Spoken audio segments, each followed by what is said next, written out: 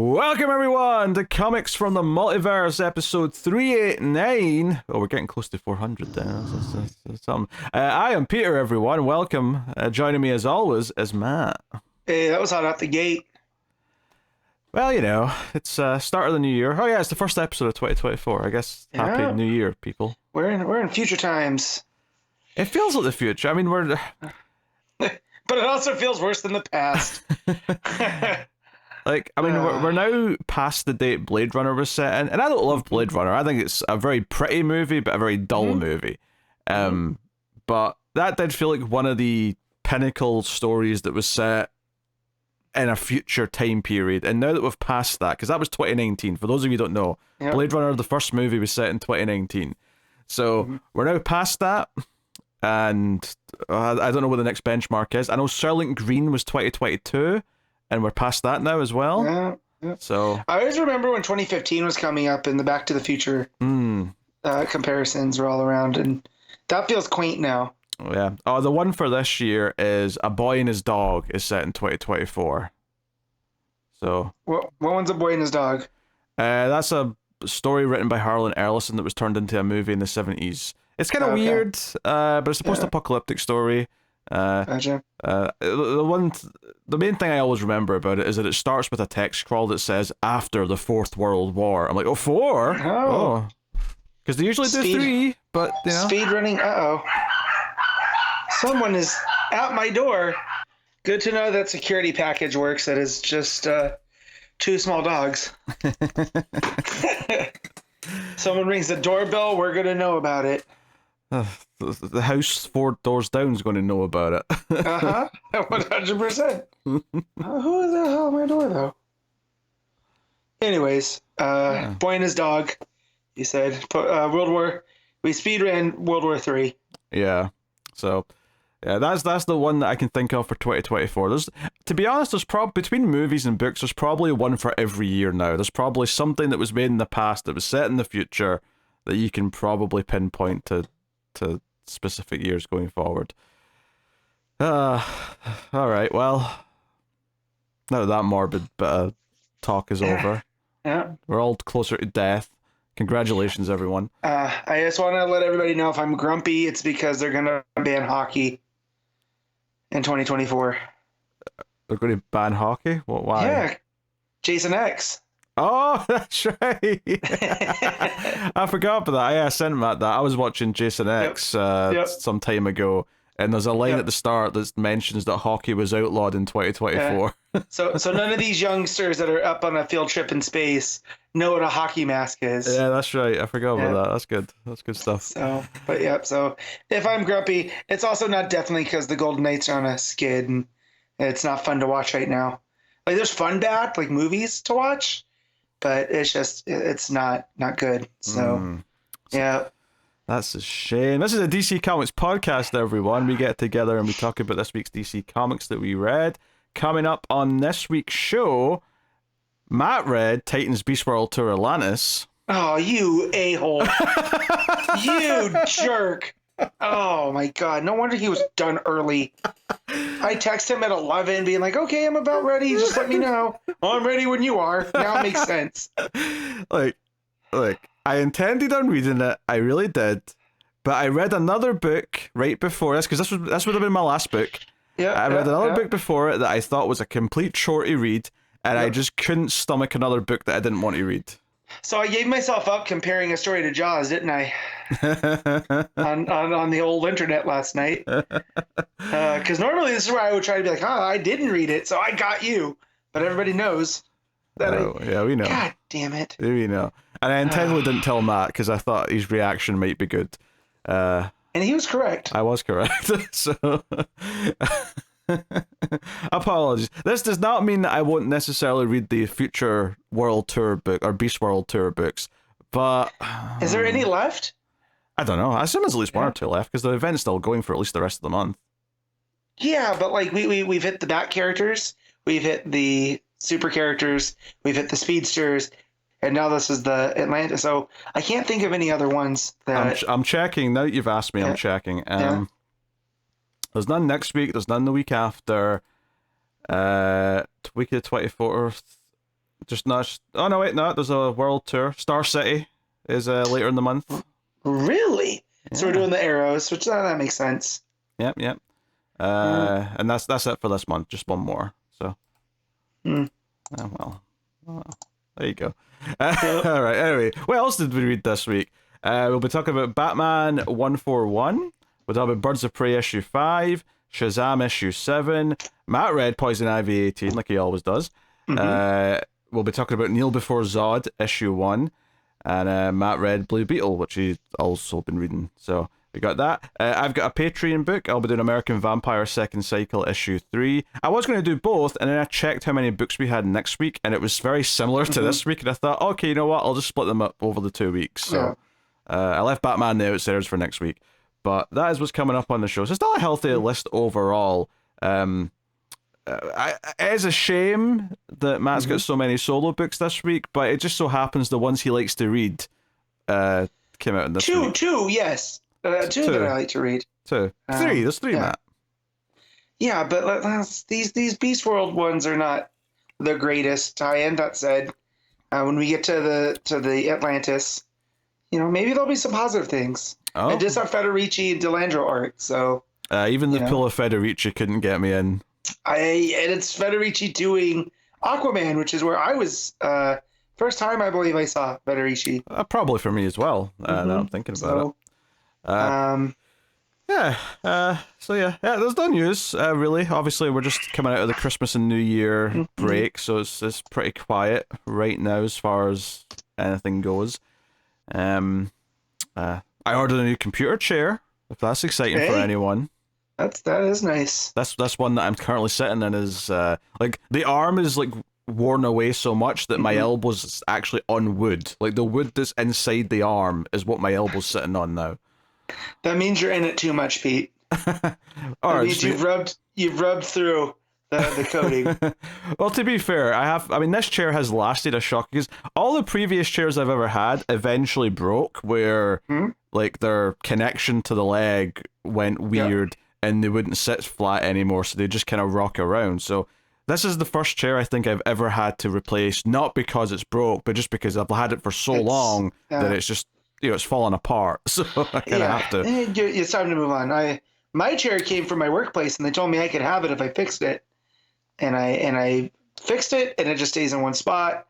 Therefore, I don't really need the wheels to work that well, on it. So, once this one goes, I'm definitely looking at a better, more comfortable. Yeah. Do they make computer chairs with recliners? We'll find out. I mean, they all should recline a little bit. They're kind of designed to. Oh, no, I'm talking like a lazy boy. We get the legs up all the way, I mean, that's not a computer chair. That's just a lazy boy. Yeah, but more designed like a smaller. I ain't hugging a lazy boy upstairs, I did get one that's meant to be ergonomic. It's got the mesh back with the headrest. I figure it might be comfortable. I mean, honestly, the main reason why I went for that rather than like a typical padded one is just because the cats can't jump on it because there's no thickness at the top, and I thought maybe we'll see how that goes. They still might wreck it, but we'll see how it goes. You gave them climbing grates with the mesh. I know. There is like a bar at the back though that might make it difficult for them to get the right trajectory. Yeah, they might struggle. Either that or you've turned it into an obstacle course that they're really gonna try. I'll put a shirt over the back or something so they can't get to it. Maybe we'll try. I don't know. It might be futile, but it's different. It's something different. We'll see how it goes. I'm used to the cats wrecking anything that's got fabric on it, so we'll see. I've been watching a lot of movies though. My number for this year, I'm already at 7 movies, and this is the 6th of the month, so I'm doing good. Getting them in. I've seen 2, so I'm woefully behind. What 2 movies did you watch? So I watched Oppenheimer. Okay, okay. That was my first movie of the year, and then I went with my brother to see Iron Claw, which that one, that's an emotional punch to the gut. So that's not out here yet. I haven't had the chance, but I am interested in seeing it. Other than that, it's been a lot of dreadful hockey, comics, clearly because I'm reading more than Pete. Make time. don't have time for movies. So, you know. Oh, dear. I know, between you and Connor posting all those movies, I feel like I'm behind, where I'm just like, well, no, they're just not doing other things, you know? So Yeah, I mean, yeah, I've calmed down a little bit in video game playing this past month, because I was playing a lot for a while before that. But I've calmed down a little bit. I'm in the movie watching phase right now, racking up some movies and some different movies. Like I'm trying to like catch up on some 2023 stuff, but I'm not watching them back to back because I think I would get bored just watching new movies constantly. I get a thirst for watching some classic stuff that I've not seen. So I watched The Odd Couple for the first time the other day. Nice. Stuff like that. So yeah. I'm definitely watching Godzilla versus the Astro Monster tomorrow. Oh, good. Good. When I'm working overtime, because oh, did you like the Ghidorah, the three-headed monster? Like is a different. It's not bad. It's just very weird. It's but you know what? It felt timeless at the same time. Like it did not feel like a movie from the '60s, right? It just felt like an old. Like it's weird. It's like an old timey thing. So, but yeah. I'm trying to think what else do they have on there that I want to watch. I am trying to track down Shin Godzilla just after seeing -0. Oh, sure. I mean, it's easily rentable anywhere. Yeah. But if I can catch it on streaming, that's preferable because I have so many streaming services. I doubt. I don't know if you will. I don't know if it's on any of them. Yeah. I could be wrong. I don't know. Streaming services keep increasing their prices. I know Prime's going to have ads soon, or you can pay extra on top of what it already is to not have the ads. At this point, like I've already been on that. I'd rather just buy the stuff I want from the digital stores than rely on the streaming services, and I'm further into that deep hole than I was before with all these changes. I agree with stuff like that. Like I after seeing Oppenheimer, which I didn't love, but I did feel like that's a movie that I'm going to want to rewatch. I am going to pick that up when I find it on sale. But for something that I haven't seen or I'm not going to watch a bunch of times, you know, I don't know if I want to spend that on something like Shin Godzilla. Sure, but look at it this way, right?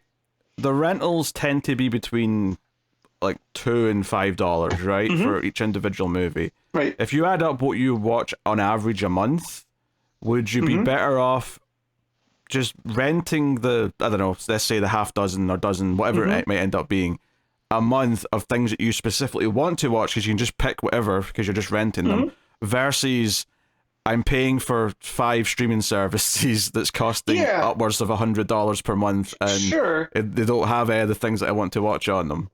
So. Sure. That's where it's getting with Netflix. I know for sure that like there's just not a lot of stuff on there for me. And if it is stuff, it's stuff that I'm readily going to buy anyways, you know? It's weird, but stuff like I get a lot of stuff through my cable package anyways as well. We still have cable. So like Peacock, we get a discount for using our cable login. Same with Max. I don't pay for Max. Max is included as of now. So, you know, Hulu, we pay for Hulu, but that's minimal. But yeah, it is one of those things that there's not a lot of good things right now. Like the really good things you have to pay to rent, like, you know, Oppenheimer, Killers of the Flower Moon, you know, all of these bigger titles that I would want to watch, you know? At a certain point, I just started feeling restricted by relying on services. So I typically only have them now if there's like an original show that I need to watch or something. Otherwise, I'm just renting and buying. Then you can go, you can go and pick it up if you need to. Like now that the curse is over, the Benny Safdie, Nathan Fielder, Emma Stone show, now that I know that's done, I'm going to probably get Showtime for like a month and then watch through that and then probably cancel. You know, I do that during the spooky season for like AMC Plus, because, you know, sometimes they have a lot of good classic horror on there that I don't own. So, and that tends to work. You just have to remember to cancel. That's where they get me. Oh, yeah. I have no doubt Shudder's streaming numbers are like 10 times what they normally are in October. Yeah. That said, Shudder for the value, because I think it's still only like, what, $8? It's cheaper than most. That said, though, their video quality is still only 720p, so they're kind of they're slumming it in other ways. Yeah, but you know, I listened to a podcast go over their top 10 horror movies of the year, and like 3 of them were Shudder exclusives. So at least they're producing good content through there, and there's a lot of good classic stuff. You know. Yeah, I'm not sure how much of that stuff they produce, or if they just buy it, like the distribution. Yeah, they're like indie movies that they pick up for exclusive distribution. Not that it really matters one way or the other, but yeah. Have you seen Where Evil Lurks or When Evil Lurks? No, but it is on the Streams After Midnight to-do list. We're doing 2023 catch-up. We just did Exorcist Believer, and we've got a list of like 6 movies that we want to get through that before we do our top 10 in the end of March, give or take. Because that was on the list pretty high. Because what they did is like your system of, everyone submits their list, right? And then they do the analytics and they place it how you used to do the top 10s, right? And so that was because it was kind of middle on everybody's. It ended up kind of high when they talked about it. And I was like, oh, okay. Since it was on everyone's list, I heard it's very mean, and I'm like, I don't know if I need that in the winter time. I'm already having some hard times. I am looking forward to watching that more than I am all the other things that we're doing soon, because I'm not looking forward to watching The Nun 2 or some of these other things that are on the list. Exorcist Believer was pretty rough. So yeah, that's been on the list, and me and Ash are both like, well, do you want to watch it? Because look, I like Halloween Ends a lot, but those first 2 Dave Gordon grade ones are varying degrees. Like the first half of it's just kind of okay, but it goes into it's very much Exorcist: The Force Awakens, or Exorcist: Dark Fate, or Exorcist: Jurassic World, or Exorcist: Afterlife. You see what I'm saying here? It's just that, but for Exorcist. Exorcist again, another Exorcist. We brought a character back from the original film. And from what I hear, for no reason. There's absolutely no reason in the movie they give that justified that character. Which is crazy, too, because I was going to watch it for the 50th of The Exorcist, because it dropped, at the end of December, 50 years ago. And I was like, I saw your review of it, and I was like, maybe we'll wait. Maybe I gotta check with Tim first, I mean, he wasn't much more positive than me. Yeah. I'll tell you that. and that, so when you both line up on the bad side, I like to split the difference between you two. So if I talk to you and you're like, oh, it was good, and Tim's like, or vice versa, I'll usually check it out and see whose side I'm on. But when you guys both line up, I tend to follow that one, So, but yeah. Did you see Thanksgiving yet? No, okay. It's because Tim's not really been able to go to the theater. I've not really been seeing a lot of theater horror movies recently, because we're not doing them in the show. Most of them look bad, so I'll just wait until we're doing them for the show. I don't know if it was out yet, but I was curious on. With that one, I don't think we're going to do it while we're catching up. I think we're just going to wait until November when it's seasonal again. That makes sense. Not that it's seasonal for me ever, because Thanksgiving's a foreign, weird, mystical concept to me. But we have it. We have it here, and they have it in Canada, but theirs in Canada is in October, so it's doubly funny. That counts as a Halloween movie in Canada. It is, it's funny. It did come out in November here, I think, so it's just, deal with it. It's not a holiday we have, but there's a horror movie, so here it is. I mean, nothing will be as egregious as in My Bloody Valentine in the original, where the 20-year-olds are getting upset that the Valentine's Day dance has been canceled. Right. Yes, this group of adults, whatever will they do? Yep. They could just have a party whenever they want because they're adults. Why are they upset? Yeah. So nothing I think will be as egregious, but just curious on those thoughts. I'm not going to paint it either way, though.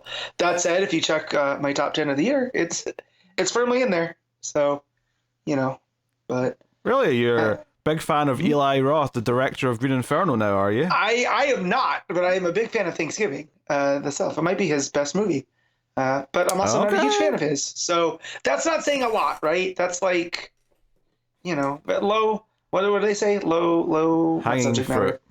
No, not that. No. Selection pool, right? It's a low bar. Not a lot to choose from. Yeah. So we're not talking about James Cameron here. You know what I mean? No, we are not.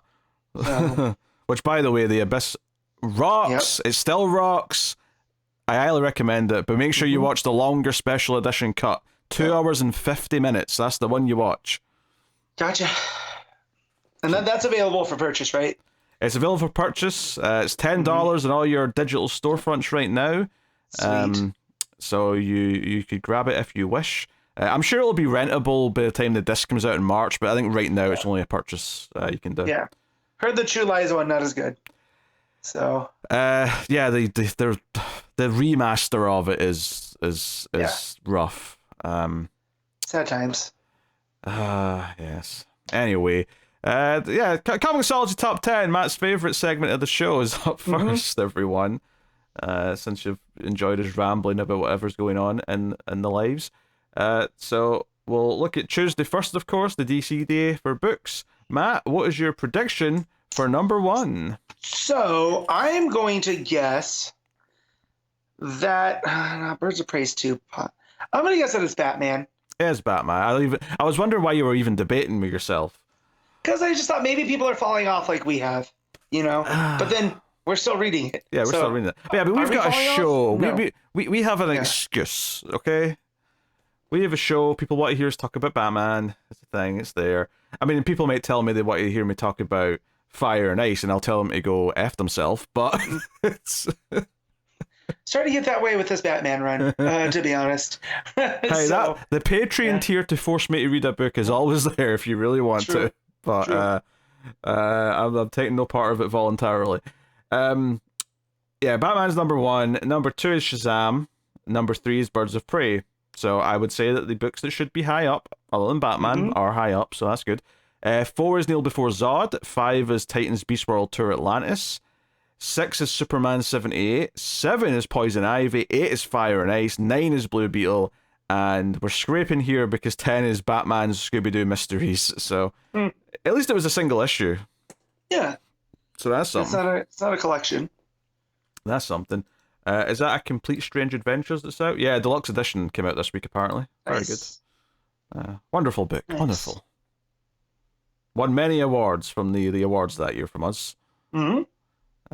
Back and probably a little award called the Eisner. That's probably a big deal too. Ours is more important. It's more prestigious. True. Okay? True. This was back when before Connor decided that he didn't like Tom King for some reason. God. A lot of accusations get thrown at me that when I'm very stubborn and when I make up my mind, I'll point you towards Connor's direction.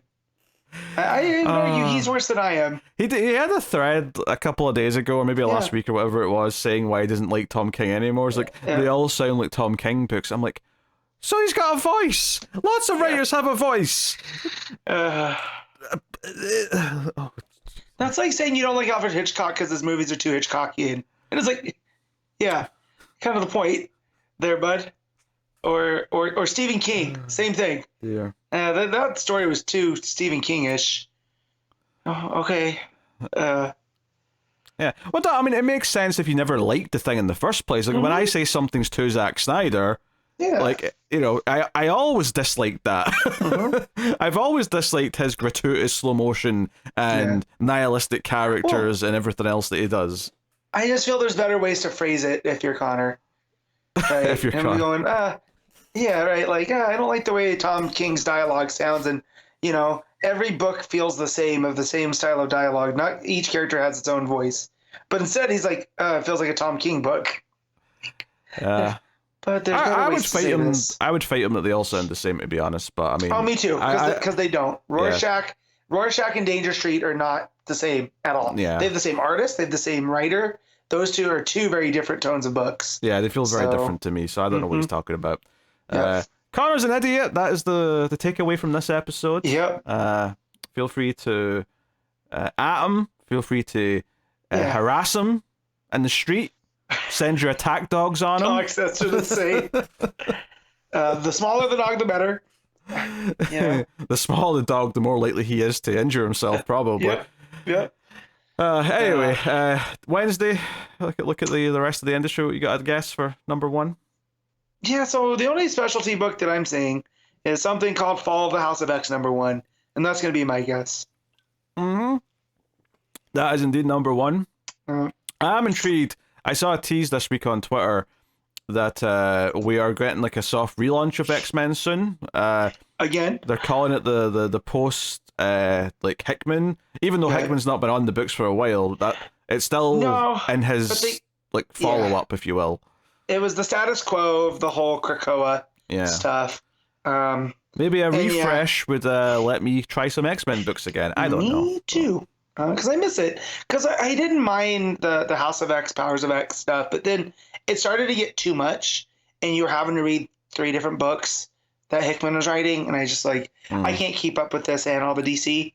But there were ideas there that made X-Men feel different from all the other X-Men runs over the last 50 years. So credit where it's due. But yeah, I'm kind of ready to see what's next for the Merry Mutants. Yeah.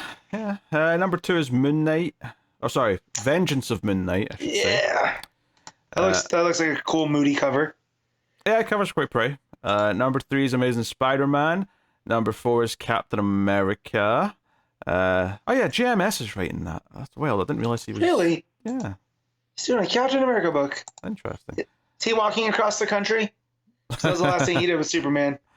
No, but he's got a big famous Spider-Man run, and I know him from Babylon 5 more than anything these days. So he's got some cred with me. And people like his Thor run, I think, if I recall. Big fan of his Thor run. I like what he did with the whole concept of Ragnarok and Rebirth, and it kind of set the stage for Jason Aaron's Thor. So, yeah.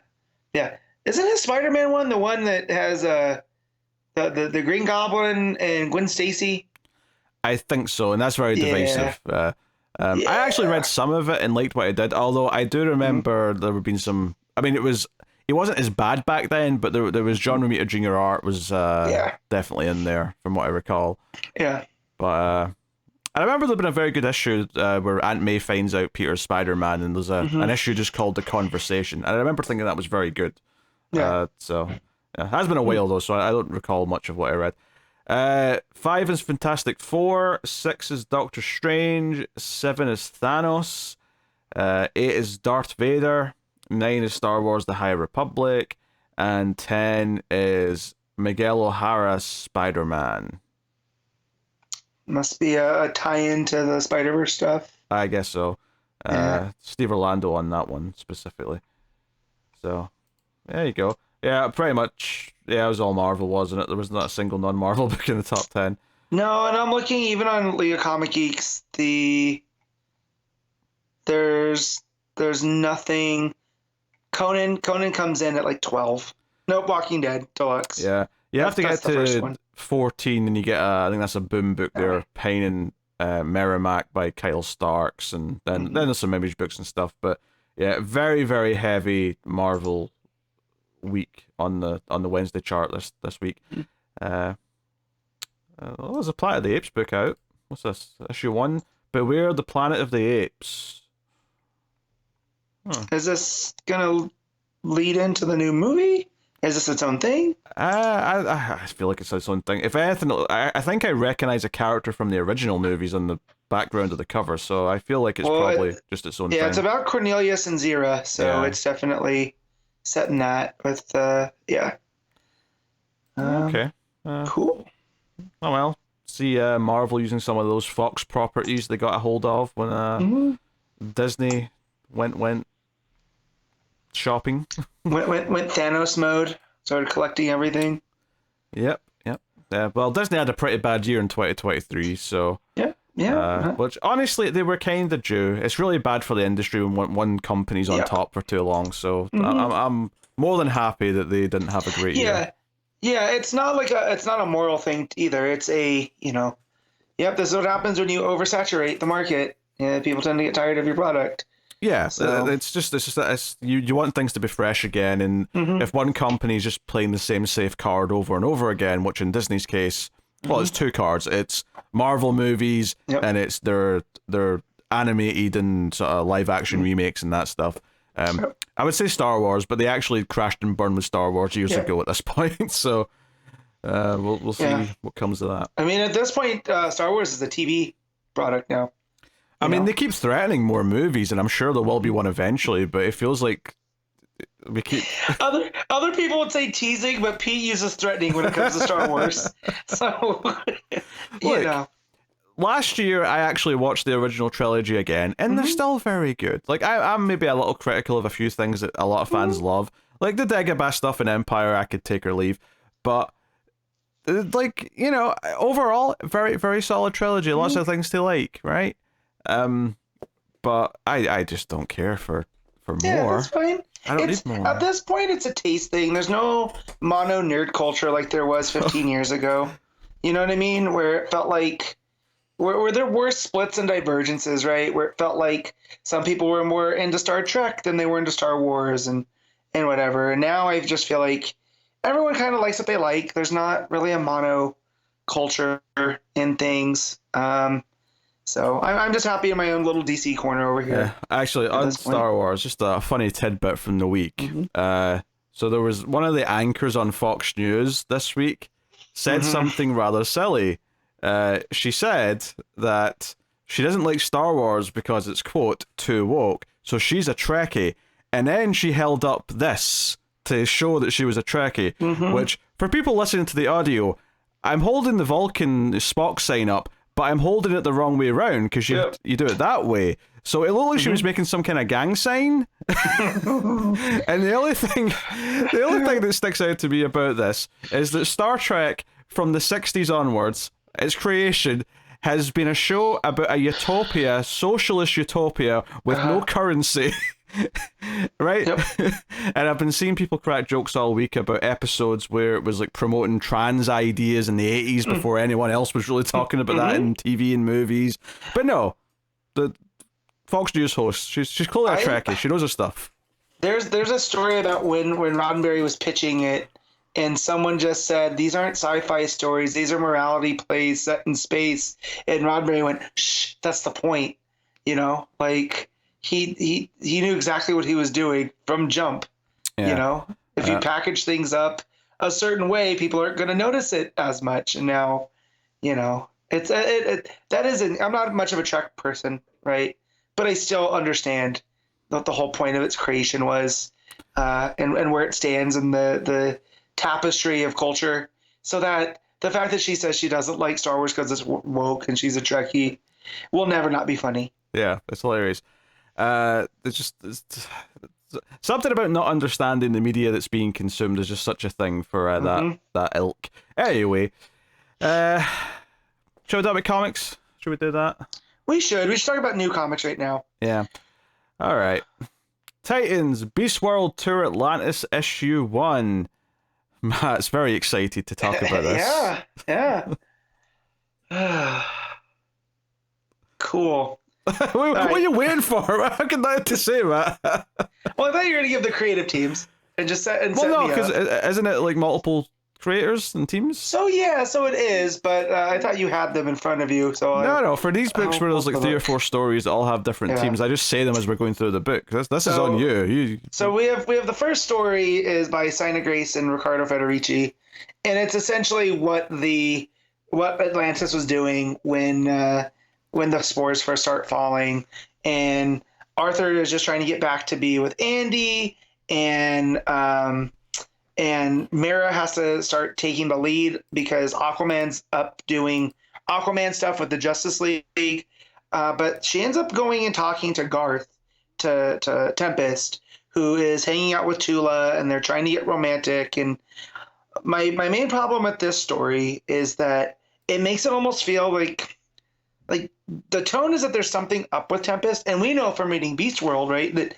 he's got one of the Necrostar guys in him from Brother Eternity, but he's just feeling off. It's not feeling like it's because of the Necrostar, but this all is taking place after we already know he's been infected and whatever. But so it's through Mera, she's like, Garth, there's something up with you. You're not acting like yourself. We thought you hanging out with the Titans would be good because you're getting out of Atlantis, out of your little nook, right? And as they're going, more of these spores are starting to affect the Atlanteans, and it's giving them whereas they like on the surface land, they turn into these big monsters. Here they're getting like crossed. So like in the beginning, Aquaman's fighting Tiger Shark. Well, he calls him Tiger Shark, but it's King Shark. But he's been infected with one of the spores, so he's also getting like tiger-like features. So you're getting some cool, mixed creatures stuff going on. Federici's art looks great, like it always does, right? But Arthur ends up getting infected, and Mara and Aqualad Jackson have to work a little bit of like magic to get him into like stasis. So they're able to pull some Zabellian magic and keep him chained up to where Andy's wondering where her dad is. So it gets a bit tragic there, but it also plays with the threads of Garth and like what exactly was he doing down in Atlantis? Was he down there to infect them with that type of stuff too, with Brother Eternity? Who knows? But yeah, it's one of those fill-in stories that I don't think it's going to really impact the Beast World story as a whole. And yeah, the Federici art is really the top piece of it. Him drawing Atlantis and Sign of Grace playing with the whole Atlantean like continuity, right? We see, what was her name? The Reverend Mother Satea, right? Who's part of the ruling council. They talk about the Crown of Thorns defense system and all that stuff. So it felt nice to visit that NECA DC since it's been a while, because I can't tell you the last time. I think I read the first issue of Black Manta was the first time or the last time that I've read an Aquaman book. So the second story, what's that? I said it's been a while. Yeah. So the second story is by Frank Thierry and Valentin Leandro or Di Leandro. And this one's a lot more fun. And it's called Just When You Thought It Was Safe to Go Back in the Water, which instantly from there I'm like, okay, let's see what's here. Someone made a Jaws reference, so Matt is in a good mood now. It's more than that. So I already know, like, I like Valentin Di Leandro's art. Like, it's got that blocky, kind of pulpy, heavy dark lines in not muted colors, but they're not like the brightest. And it just sets a certain tone, right? It sets a kind of pulpy, adventure-y tone. And so this starts up in Amnesty Bay, and there is a police chief and a guy in a very bad, tan suit with an orange tie talking about how we can't close the beaches because there's been some manta ray attacks. And the frame pushes in, and wouldn't you know it, the guy in the suit is drawn to look like the mayor from Jaws. And the police chief, when it goes to him, kind of looks like Roy Scheider, right? So it's definitely Di Leandro and Thierry having fun there, where as the police chief is like, we got to close, we don't know where Aquaman is. Like, this seems like, something that he should be on top of. Why is he not? The mayor's like, oh no, I heard about a town in Long Island that closed their beaches and they never recovered. Right. So of course more Jaws references. And this is where they end for the most part. Is this gigantic like tail comes up out of the water and snaps the mayor into two. Right. And right in front of the police chief. He tries to, get things going, but he can't. And so that leads to our heroes that we had met in the Waller Rising book coming in, and Deadeye and Vixen. How could I forget? Yep. My favorite. Yep. So Deadeye and Vixen pop in, and they're like, okay, we're on top of this. There's some weird, animal spore things going around. We're pretty sure this is Black Manta. To the police chief, goes, okay, well, we got to find a new mayor now. I don't think he's winning re-election. And so they go off into like a submarine with Deadeye. Captain Boomerang's also there under the guise of Waller sent him because he's familiar with Black Manta because they were on the Suicide Squad, which I don't remember Black Manta being on the Suicide Squad, but I'm not saying it didn't happen. It just doesn't, when I think Black Manta, I don't think Suicide Squad. So they go and they start hunting again.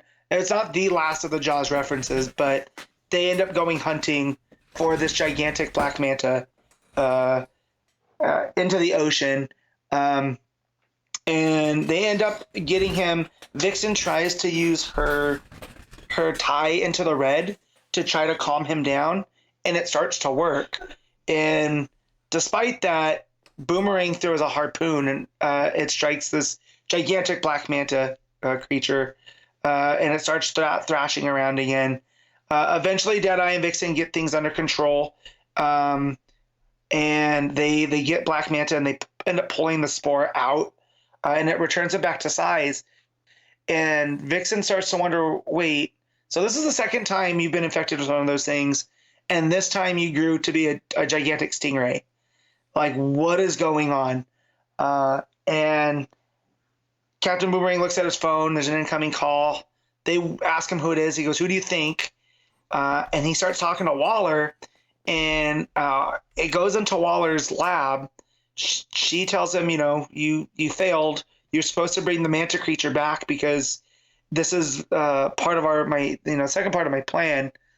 Boomerang tells her that, nothing I could do. Vixen and Deadeye are kind of on top of things. And then she goes, "That's fine. I have backups." And it shows that she has Dolphin from Atlantis, and it exposes her to a spore. And she claims that she's the one that infected Black Manta with this new kind of spore that she's tampering with. So out of the stories, this one was, besides all the Jaw stuff, which I do love and I appreciate, it kind of did push Waller's story forward, which I find is weird considering these are in backups that I don't know how many people are reading, right? So, again, not that her messing with the spores is a big story point that they can't cover. It just seems weird that it's happening in this backup to be introduced. But yeah, again, the art is fantastic. The gigantic manta ray looks great in the art style. Deadeye's costume, who I'm not a big fan of because it's got that weird Cyclops kind of mask with the almost skull aspect. It looks more like just machine. It almost looks like he's just wearing a big, face mask on his head. And the way that DeLeandro draws the cape, it just it gives him more bulk. It makes him look like a more imposing figure, which is kind of nice. But yeah, it was out of the stories, it's probably the best here, which then leads to the last story, which is Out of His Depths by Megan Fitzmartin and Maria Laura Sanapo. And this is Jackson's story continued from the first part where he's with Mara and he's supposed to be watching Andy while she tries to, fix Arthur.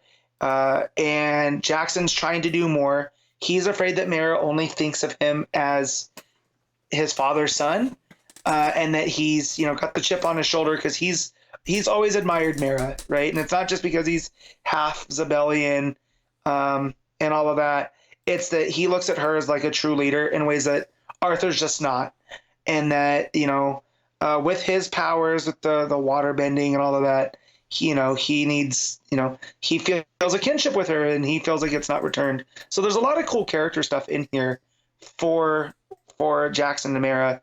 But because Jackson's so careless in how they're handling this, a bunch of these shark creatures start attacking, and Jackson realizes that they're Amazons that have been infected with the spores.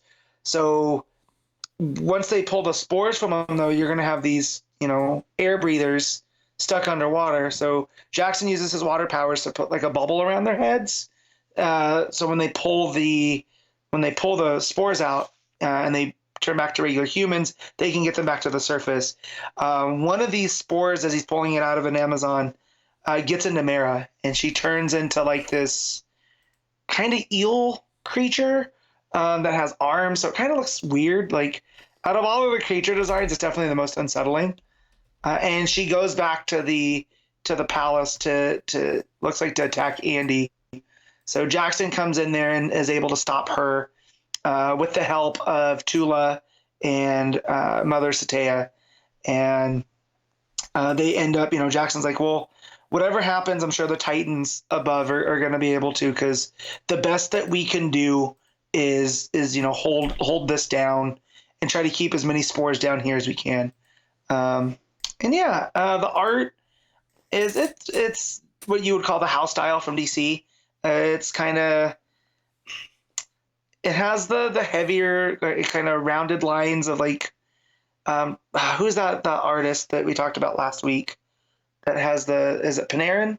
I think, or Passarin? Passarin, yeah. Yeah, it's Passarin. It's very similar to Passarin. Panarin's a hockey player, so if anybody's wondering, that's where my brain went there. But yeah, and it's, I don't have a problem with Fitzmartin as a writer. They tend to have Jackson's voice down. There's certain ways that things that happen in the story, just stuff that we've been critical from reading their Robin book, where it's just off by just enough that you notice it. But in a story like this, and in a anthology tie-in, you can do a lot worse, right? Like I don't know if I'd want them on a full-time Aquaman book, but here in small samples, it's fine. But yeah, so that's what you're missing on the Atlantis World Tour. No. Three, yeah. And again, it's weird that the Waller stories seem to be the best out of them, considering the Waller Rising book was kind of a mess, but with almost like the right focus. Like Frank Thierry, I feel, is one of those writers that handles the ancillary stuff pretty well, and had a little bit more fun with the concept. So not going to do these individually, but the art really is strong between Di Leandro and Federici. So I'll give this a 7 out of 10. Okay. All right. I don't think I'll lose sleep over the fact that I didn't read it, to be honest. Nah. So out of them, it's this one is probably the strongest. It's a little bit stronger than the Speed Force one, just because the Speed Force one had that overarching narrative, but it had some weak stories into it. All of these are kind of on the same level, right? There's not really a real bad one. They were just kind of all at the same level. So okay, all right. Well, Batman 141 Legacy number 906. Chip Zdarsky writing with Jorge Jimenez on the art. Also, it looks like they've taken the Legacy number off the cover. At least just looking at the cover on League of Comic Geeks anyway, it doesn't seem to be there. But don't worry, I'll keep track. That's good. I like that you're doing that though. Yeah. So last issue ended with the reveal that Zur-En-Arr somehow is now in failsafe, the robot, and that's what we're going to be looking at here. So, I mean, it's an action issue, right? It's like most of it's a chase, most of it's the robot chasing Batman, and Batman trying to figure out how to fight failsafe. I think in some ways it's better than the issues we've had recently, because at least it is just fun action and Jimenez drawing it. I think the critique here, though, is that we already had good versions of this back in the first arc when it was just failsafe chasing Batman. The fact that it's Zur-En-Arr inside failsafe now doesn't really change the way it plays out all that much. But it does look good because Jimenez is a good artist, so I can't deny that. There is a quick break in the middle where we cut to Dick and Babs talking to the French cat burglar. Turns out Dick went and trained with her as well at some point. They mentioned here. Fair enough. Which makes sense, because it feels like out of all of the mentors, Bruce trusted her the most. So he would send his ward to train in the ways of the cat burglar. So it's funny to me though, because when we got that story in the night, there was kind of a flirtation of like, don't get me wrong, she was definitely an older woman than Bruce, but she was young enough that there was kind of this you seducing me, Mrs. Robinson kind of like attraction maybe. It just makes me I'm just laughing to think that he sends Dick off like 10 years later, and like he's a teenager and she's probably in her 50s or 60s by that point. Because I mean, here she's what, like 70 something maybe? Yeah, I don't know. But regardless, so it's just them. They're aware that Zur-En-Arr is in failsafe, but most of the issues, the action, it's the robot chasing after Batman in a car that he's taken. Batman tries to take him out with some fancy foam bombs that he's developed for someone else. for Killer Moth specifically. Yeah, so it's like flame resistant foam. Yeah. But it's solid enough that, he drops it in the car, so it keeps the car going. Yeah, he doubles back to the hut that Failsafe was building all of his stuff in, which Failsafe actually predicts. Failsafe thinks about going to Gotham because that's where Batman would probably go. Most people would think, but he's like, no. What would Batman do? He would double back because he needs weapons. And a lot of this is Failsafe / Jorge saying, "You're weak now. You're not as strong as you used to be. You're eventually probably going to replace half your body with robotics anyway. You should retire. I'll take care of the Batmaning. You just live the rest of your life peacefully." So this is what made me think, was this Zur-En-Arrh's entire plan, right? Because we know that Zur-En-Arrh created the failsafe program, right? Mm-hmm. It came from an idea that if Bruce went too far, then this would have to be, and we know that came. So do you think this was always the Zur-En-Arrh personality's idea? And if that's the case, I don't know if I like it that the Zur-En-Arrh is an actual different personality than Bruce. Yeah, this almost feels like it's becoming like a completely separate entity where almost as if Batman was schizophrenic. And I've never read it that way. It's never felt that way. And I always like the idea of Zur-En-Arrh is just like, what if Bruce was just Batman full time? And that's the Zur-En-Arrh. It's a piece of his personality. It's like if things go really, really bad, right, that's who he becomes. There's no more humanity of Bruce Wayne in him. Yeah, it's like a darker side to himself that he taps into when he can't handle with whatever's going on or whatever. This feels like it's interpreted in a way that I'm just not that into. But at this point, it feels par for the course with this run, where I just feel like at every turn he's interpreted something in a way that I don't like. But so it's just like this idea, like there was this backup personality put in him, by Bruce, and it's.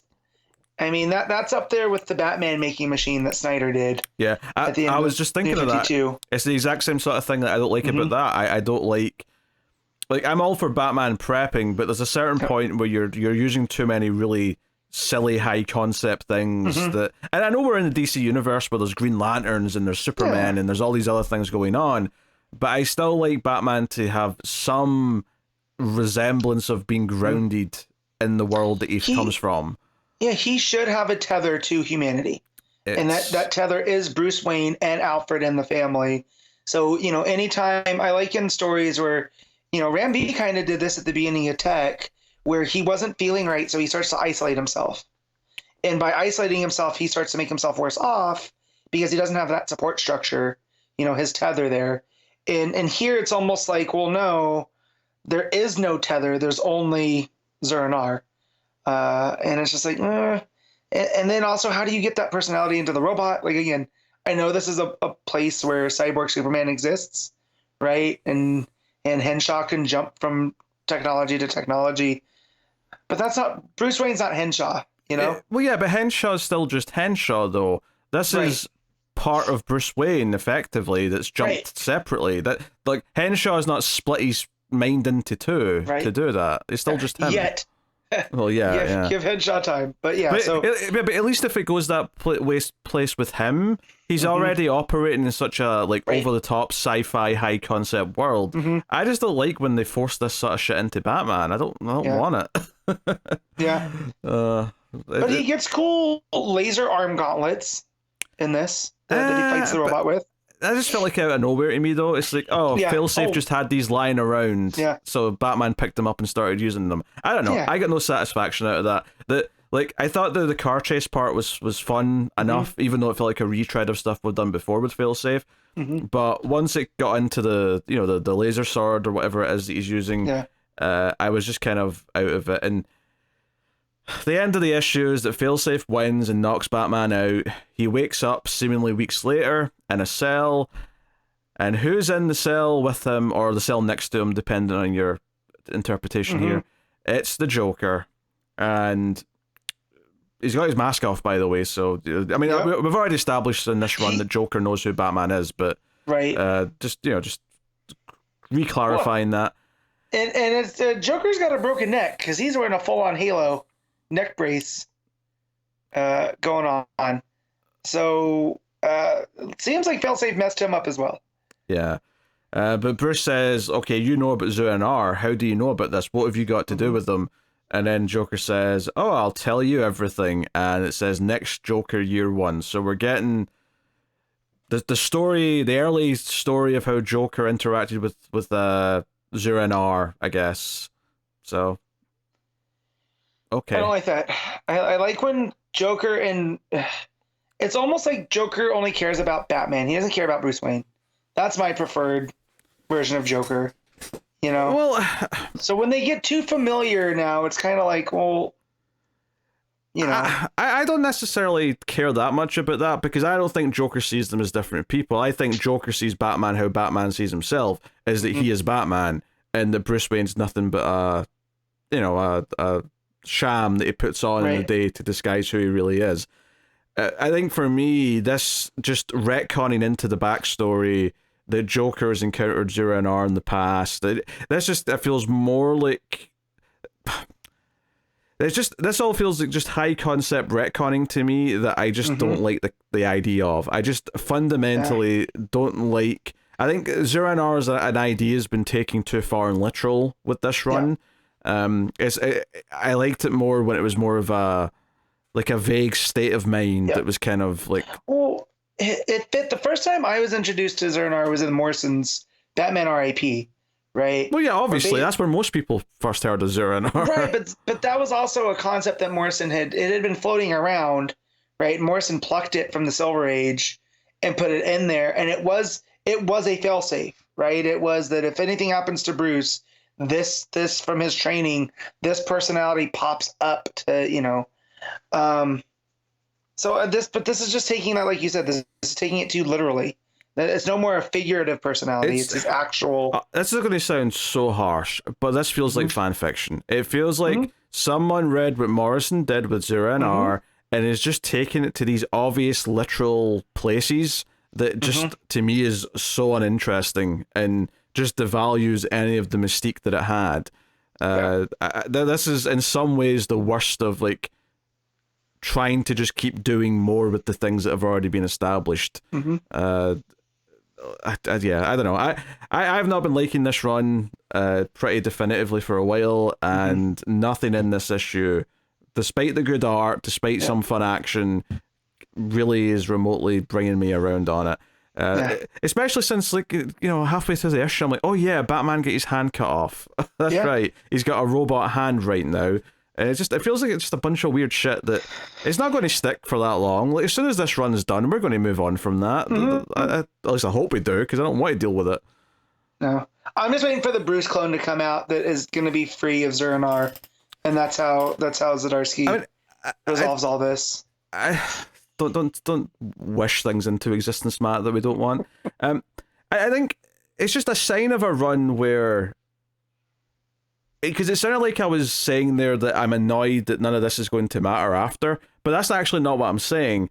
I'm annoyed because I'm hoping none of this matters after, and that's not what I want from a run. When I'm enjoying a run in a comic book, I don't want the next writer to erase what just happened. I want them to continue it, because if I was enjoying where the story took the characters, and I'm enjoying the things that established, the relationships that maybe formed out of some of the side characters and stuff, I want that to continue.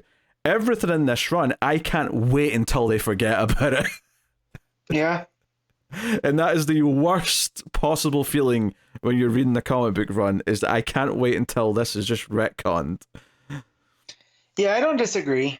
It feels like a chore now too, just because it's like, okay, well, what are we doing next? You know, like now and for me too, less is more with Joker. I don't need a Joker year one ever. You know, that's kind of, I like the small pieces we get in the Killing Joke, of the different origins that could be, you know, and so just the idea that this is, we're gonna get this and Joker dealing with Zur-En-Arrh, it doesn't set me in a good place. No, I mean, it depends what Joker year one is. If, like, because let's say the story that King and Gutierrez are doing in Brave and the Bold right now, which is the first time Batman and Joker ever came across each other. If they had just called that Joker year one, I'd understand why they called it that, because it's the first time Joker's, like, around in Gotham. It's the first time he's fighting Batman. I would have understood that title. It would have made sense, and there'd be nothing wrong with it because it would just be that story. The implications, though, of what we're going to maybe get in a Joker year one, especially when I don't like all this, 3 Jokers nonsense that's going on and and whatever else, is it's not appetizing. I'll just say that. It feels like we're just doing a bunch of concepts with Batman and Joker right now that's just really like high concept stuff that is just taking everything in directions that I really just don't like about these. It's not what I like these characters for in any way, shape, or form. And you know me, I hate when they retcon characters into the backstories as if they're important. And obviously we're not retconning Joker into the backstory because Joker's been around, but this idea that he's had an encounter with Zur-En-Arrh that's going to be like a multi-issue arc is... And especially if this is actually going to give us origin stuff as well, which I don't know if it is, but the fact that it's called Year One kind of implies that it might. And I don't like that idea either. So, I'm still going to read the next issue though, because we're going to talk about it, and I'm going to complain about it, and it's going to be a delightful time of misery. So, enjoy the ride, folks. Did you read the backup? Did I fuck? I'll keep reading the book, but there is not a single ounce of me that wanted to read the backup when I got to. Did you read the backup? Oh yeah. Because if I'm paying for this book, I'm gonna read it all.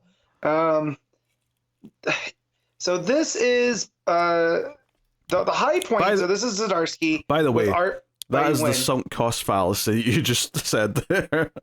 True, but if I'm still buying a book physically, I'm going to read the full thing. You know what I mean? You're buying this physically? Yes, I have a problem, Pete. I didn't know that. Okay, good. Yeah. I have to keep the streaks going, so I have an uninterrupted run of Batman from when it restarted. In 2011 or 2016? In both. 2011 then. Okay. Yeah. So. Anyways, this is Zdarsky and Nguyen on art, which Dustin Nguyen doing Batman. I'm here for that. But yeah, this is basically in the mind of Zur-En-Arrh as he was transferring from Bruce into Failsafe, and him dealing with all of the other Zur-En-Arrhs that are basically, you promised us, it was almost like in Split, right? You remember the Shyamalan movie with what's his name? James McAvoy. With McAvoy, where they're talking about taking control of the spotlight. This is basically the Zur-En-Arrh personalities trying to push the Bruces of 616. That's Marvel, of Earth Zero. They're trying to push him to letting them take control because and he has to fight. It ends up being the Batman Beyond version of Bruce, who's an old man.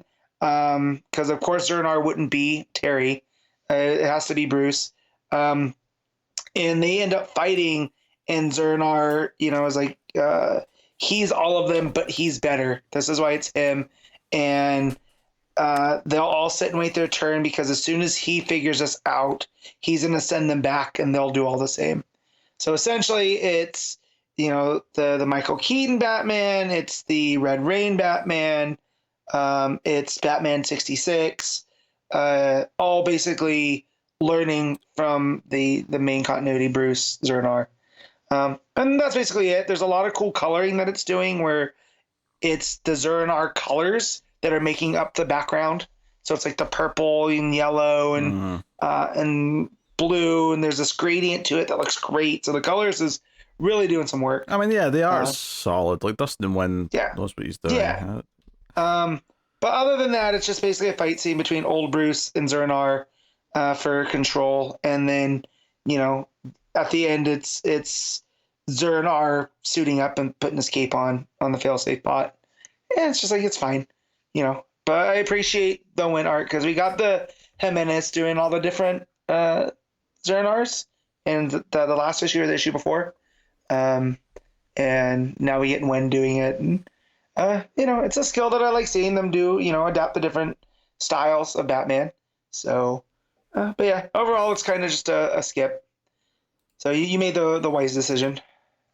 I always do, Matt. Yeah. I always do. Ah, yeah, this Batman run. All this high concept nonsense they keep throwing at Batman. Just, anyway. Yep, it's something.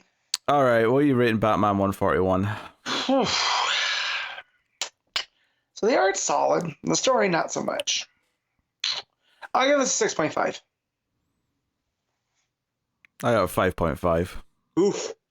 That's all it's getting from me. All right. Birds of Prey issue 5, Legacy number 203, Kelly Thompson writing with Arist Deyn on the art. I'm probably butchering that name, so apologies. So yeah, different artist on this issue, which I was prepared for because I saw Kelly Thompson tweeting about it. So that's not to say that the art is bad, though. I actually think the art's pretty solid. I don't like the faces. That's fair.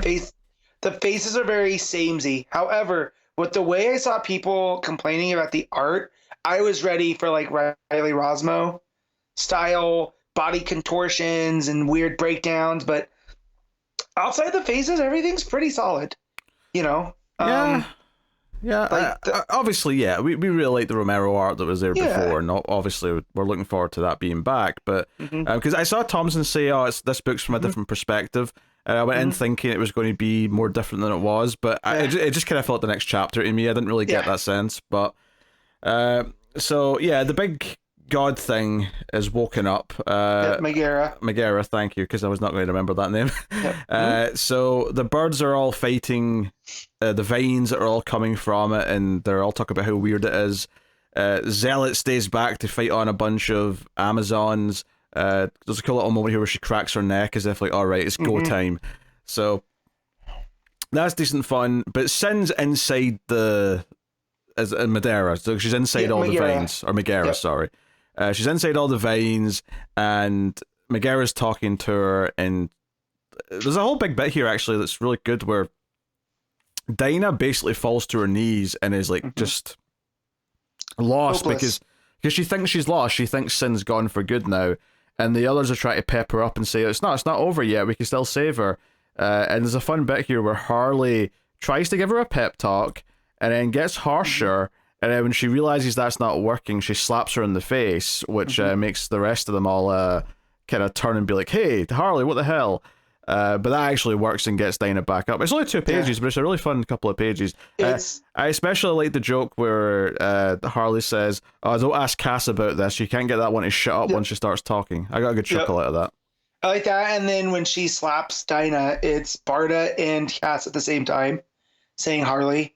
So just the fact that, still Thompson's continuing their connection, that's going through there. Yeah. So, we actually go inside and like have Sin talking to Megara, and Megara basically wants to take over her body, but she's not done it yet. There has to be a ritual or something that's going to come up that the actual transfer will happen. But Megara basically mocks her for having a shitty, boring life. Like, look at this. Like, you read, you train a little bit, you go to sleep, then you read, you train. Oh, time for another nap. She basically says, you're wasting your life anyway. I might as well take your body because I'll actually do something with it. People will fear us. They'll worship us. So that goes as the others are trying to find a way to get inside, and it ends up being a combination of Barda holding the vines open and Canary screaming her lungs out into the abyss of the vines. So Canary gets in and reunites with Sin, and it's a whole thing. But yeah, there's a lot of good action in this. There's basically you've got all the stuff with Zealot. Cass ends up finding her after she's been put down, and that's when Maps shows up from the future and is like, and there's a good bit here where you see the shadow and they're like, oh no, we've got a problem, and like look at her eyes, she's been taken over by Megara, and of course you turn the page and it's Wonder Woman. So, but I actually really like the payoff to this because like they're fighting Wonder Woman, right? And there's a point where Zealot realizes, oh wait, it's Wonder Woman's body, but it's not actually Wonder Woman who's fighting, and it turns out Megara's nowhere near as good. So she actually is doing quite a job fighting her. So I thought that was a fun little bit. It's like, oh yeah, she's taken over Wonder Woman, but she doesn't know how to fight like her. So the actual fight's not as bad as you would think it is. And I like it. It's with Meridian. So Zealot tells Cass to run, and Cass is like, not without you.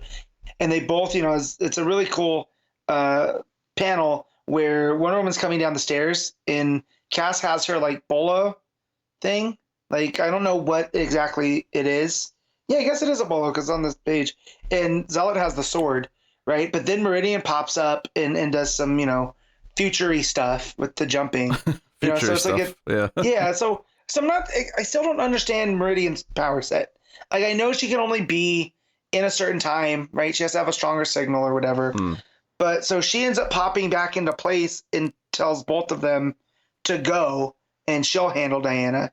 And it does work. So, sorry. Yeah, it was actually Barda who said the line about Wonder Woman, like, her fighting without Wonder Woman's mind is very different. That's the upside to her being possessed. It's a really fun page, actually, because you get like the four birds, because Deyn is obviously inside the vines with Sin, but the other four are all fighting various Amazons and Wonder Woman. So it's this great page where it's kind of them on all different parts of the page. And this is where, when I saw people complaining about the art, I'm like, I don't have an issue with any of this. Like, it's chaotic, but in a good way, and you're getting all the vines surrounding the panels, right?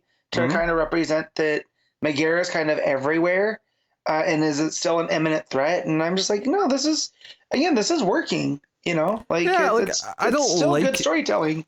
I don't like it as much as the regular artist, but I still think this is perfectly solid art. Yeah, definitely. It definitely has that sort of like you say, the sort of puckered lips look a little bit too often maybe on the faces, but overall I'd say it's aesthetically kind of pleasing. That page that you're talking about where Barda says, turns out there's a possession, or there's an upside to the possession. You just look at that page and all of the birds are doing something. There's almost like you can see the steps of the dance that's going on, like the choreography here. And that is very good artistic storytelling to me anyways. Yeah, there's pacing to it, despite the fact that there's not actually panel gaps or anything like that. Right. So, it's real, it gets going. And just, so the stuff here with what is it? Megara. That's just how we're saying it, because I had to pull it back up. Megara. So she is a goddess, right? Or did we decide that she's the goddess of vengeance along those lines? I don't remember what we decided, but she is a god, I'm sure. Yeah, so it would make sense that the Amazons kind of have her not trapped, but kind of put away on Themyscira. So I do like that. That's another story point, that once you start to realize what Megara wants to do, it makes sense why she was there and able to kind of get control. Yeah, there's a lot here where she's basically sort of mumbling to herself, oh, I made a mistake talking to you because you think it's a choice, it's not a choice. And then when Dinah comes in, she's like, I let you speak to your sister before this happens. I'm regretting, my niceties. And then the book ends with Dinah throwing up a bunch of little balls, which I think are explosives that detonate on her scream, because she throws them up in the air.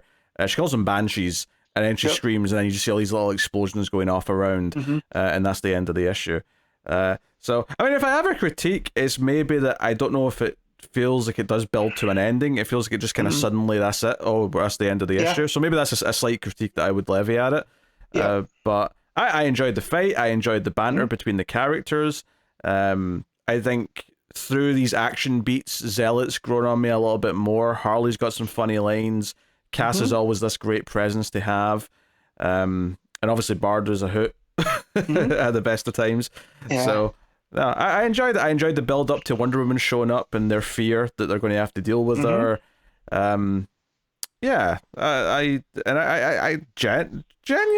generally enjoyed the art. I almost said genuinely. That's not what I meant to say. I generally enjoyed the art. I do think, sometimes we got the puckered lips on the mouths a little bit much, but for the most part, I think the coloring's very nice and pleasing to the eye. All the stuff inside the vines is all nothing but green, basically. But then when you go to the actual fights, all of the red capes or the red and black of Harley's outfit or Zealot, they all pop really well. So the fights look very colorful and very full of different, vibrant colors. And I do like it kind of shocks you. So if you're reading this in a trade and you get to this, you go from the Romero art to this art, it is going to feel like a big, like, there's been a shift. Yeah. And I think when you're reading the story as a whole, you know, that's going to be kind of a welcome change of pace, you know, especially that this is not that it necessarily changes the perspective of Megara, but it does give a different, what's the word? I don't want to say perspective. I just said it wasn't that, but it does. It gives a different vibe compared to what we'd had, which was kind of more heisty, you know, them going through Themyscira. It was much more action oriented. To hear it almost takes its time, even though the action scenes are good.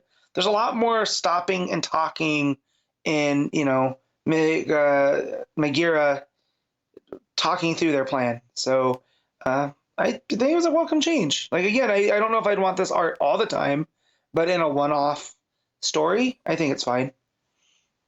I mean, do you think it's just a one-off? Yeah, I think so, because isn't Romero coming back? I mean, I'm sure they are. I'm just not sure if it's a 1-issue thing or like a 2 or 3 issue thing. I have no idea. We'll find out. But I mean, I think the argument is though is if like the art change goes along with the world being or the Themyscira being surrounded by these vines, that technically maybe the last couple of pages of the previous issue should have actually been when the switch happened. But I mean, maybe that's just, you know, nitpicking at that point and whatnot. But the simple fact is, you know, the artist needed to have an issue or two off to keep ahead, and that's just a reality of comics. It's just a case of how you handle it. But, yeah, so it's according to League of Comic Geeks, Birds of Prey 6 is back with Leonardo Romero. Okay. So, yeah. So again, like a little brief interlude into things. I'm perfectly okay. Yeah, I'm not convinced the issue feels different enough to feel that the art style change, like, feels thematically justified. But you know, it's just a necessity of an ongoing comic book these days that sometimes you have to have a fill-in artist. And I think you could do much worse than the artist we have here. So, all right, what were you giving Birds of Prey issue 5? I'm gonna give this a solid 8. Yeah, I think I'm going to give it an 8 as well. I think it's in that ballpark. I just love the vibe of a Kelly Thompson book. There's something about the characters bouncing off of each other that I always just feels like comfort food to me. Yeah, Kelly Thompson is very good at those group dynamics, because it's the part that, as much as I love her Kate Bishop book, she has a really good voice for Kate. It picked up with West Coast Avengers. Once you started introducing all the other characters and the dynamics between them, that's really when I enjoyed the Thompson writing. So I look forward to more of it at DC. Yeah. I didn't realize Connor likes Skull Island. Look, does he like it, or because nobody loves it like me? So, well, I said it was mid on his tweet about it, and he gave me a wrong tweet back. I didn't realize he was going to defend it. I thought he'd. I don't know. So look, let's just say this: I've incepted him with hockey, and now I'm obsessed incepting him with Kong Skull Island. So, you know, I'm just. Okay, he might turn into a decent individual, you know, given enough time. No, if he's liking Skull Island, he's not. He's going. Yes, huh? This is the cancer getting worse. Right? No. This is it spreading. Excuse me, sir. No, I will not. Excuse me. Excuse nothing. Yes. Anyway, Shazam issue 7. Mark Waid writing with Goran Sudžuka on the art. So. Different artist on this book as well compared to the usual Mora. Although, once again, I actually think the artist here was a good fit for this book. Yeah. It feels like it's doing a good job of having an old school vibe. It is different from Mora for sure, but it definitely has that kind of thick inks, nice, and part of this is the colouring as well, of course, but the flatter colours, it has that Silver Age kind of vibe that I think you want with this book. So this is the start of a new arc. It was built into with the last issue, but this is part 1 of the arc. So this is how Black Adam gets involved. Although the issue starts with a little mini story of Shazam fighting Bizarro Shazam, and he's like, "What the hell? This is a Superman thing. Why am I fighting a Bizarro Shazam?" And he ends up winning in a fairly fun action scene by effectively saying, "Wait a minute. If I have the wisdom of Solomon, then that means you should be an idiot. So then he starts getting really dumb. And it's almost like as soon as he like starts saying these things out loud, because he tries to get him to say Shazam backwards, and that doesn't work. He's like, okay, that doesn't work. So how about I start pointing out that he should be dumb, that he should be slow, that he shouldn't be able to fly, because he's the opposite of me, right? And it seems like every time he says something like that, something happens. At one point, the Shazam Bizarro was holding up a big wrecking ball, and he's like, wait, if I am strong, then you shouldn't have the strength of Hercules, you should be weak. So then the wrecking ball just, crushes him. So it's like, okay, given the fact that every time he makes a realization it's affecting this Bizarro, it points to the fact that this isn't like a real being, and it's more like it's something that someone has made or something. And sure enough, it's Felix Faust who's using this Bizarro as a distraction to rob a bank. So, it's almost quaint, So. It's a funny little story. It's very almost standalone, just a little mini adventure at the start of the book to get you in the mood. And so I got so worried that I missed something because I was like, wait, Bizarro, this is not how this ended, right? Because we ended with Black Adam and the Auditors, and then so just to see this is what Billy's been up to. And that was a lot of fun because that is the one thing, despite, I love Bizarro as a character in small doses, but that the whole opposite Superman thing sometimes takes it to, too bit of a logical conclusion. So I like that Waid is kind of commenting on that, especially in using Shazam to do that. Like, well, if I'm as swift as Mercury, you should be slow. And it shows him, not being able to do things. So that was and I do like the costume too, because it's the inverse, right? So it's got the red lightning bolt. He almost looks like Reverse Flash. There too. So it's funny because I saw Talking Superman this week talking about how this Bizarro story that's coming up in Action Comics, he's been a little cynical, but I can't really fault him because there's kind of this similar thing with Bizarro where we always seem to get an ending where Bizarro realizes he doesn't have to be as bad as he is and whatever, but then it's always forgotten about the next time someone else wants to write a Bizarro story. So it's easy to be cynical. This felt, because it was separated from all that, it was just a little fun joke of a little story. There's no weight attached to it, so it's very easy to just enjoy it, which is nice. So it cuts to the Black Adam stuff, which was Black Adam was coming up to the dinosaur spaceship because they're flying over Kandak, and he's like, how dare you? He rips a hole in the side of the ship, and I don't know if it's the funniest moment in the book, because maybe we'll come up against one later, but I really laughed at the dinosaur yelling, holding his papers in his hand, you broke our ship, there will be an accounting, like a reckoning, an accounting, and then there's just lots of talks about how he has to fill out paperwork now, which So I'm not that familiar with Hitchhiker's Guide to the Galaxy, but this feels cut from that cloth, space bureaucracy. It's not my area of expertise, but I didn't notice it. It is here in these pages. I didn't notice until later, though, where it was more overtly Star Trek-y. But other than the captain, they're all wearing red shirts like Star Trek characters, and that really cracked me up later on when I noticed it. There's a page later on when they're like four of them are standing in a line with their phasers, and I was like, oh wait, they look like Star Trek characters, but they're dinosaurs. They're Star Trek dinosaurs. Which, come on, what other book can you get that in? I feel like that's for all the silliness that you get in comics, I feel like that feels right at home in Shazam. Because the fact that they're also talking to Taki Tani, who is a tiger wearing a green suit, we can have the Star Trek dinosaurs, and we're just gonna laugh. Actually, this made me laugh, not because of the book really that much. I mean, it's a funny line on its own, but it's more just because I heard this in Vince McMahon's voice. But the dinosaur yells at him, who do you think's in charge here, pal? And for some reason now, whenever I hear the word pal, I can't help but hear it said in Vince McMahon's voice. Pal. You need the deep, gravelly. So they send off a rocket to Kandak, right? Which sounds dark at first when you think they're about to bomb somewhere. And Black Adam goes flying after it to try and stop it. But it blows up in the air. And then it turns out that they're actually just raining down paperwork on the city. So there's just paper falling. So it was harmless. It was never going to hurt anything. But Black Adam basically vows that he's going to kill all the dinosaurs. The dinosaurs, meanwhile, have realized where Billy Batson actually lives. So they're heading off to the other side of the planet. So good fun stuff. There's some good character building in the middle here where Billy has been asked to meet the rest of the family somewhere. He doesn't know where, and it turns out the foster parents have bought a new house, or they're going to buy a new house. They're showing the kids this new big house where they're all going to get their own room. Everyone's super delighted about it.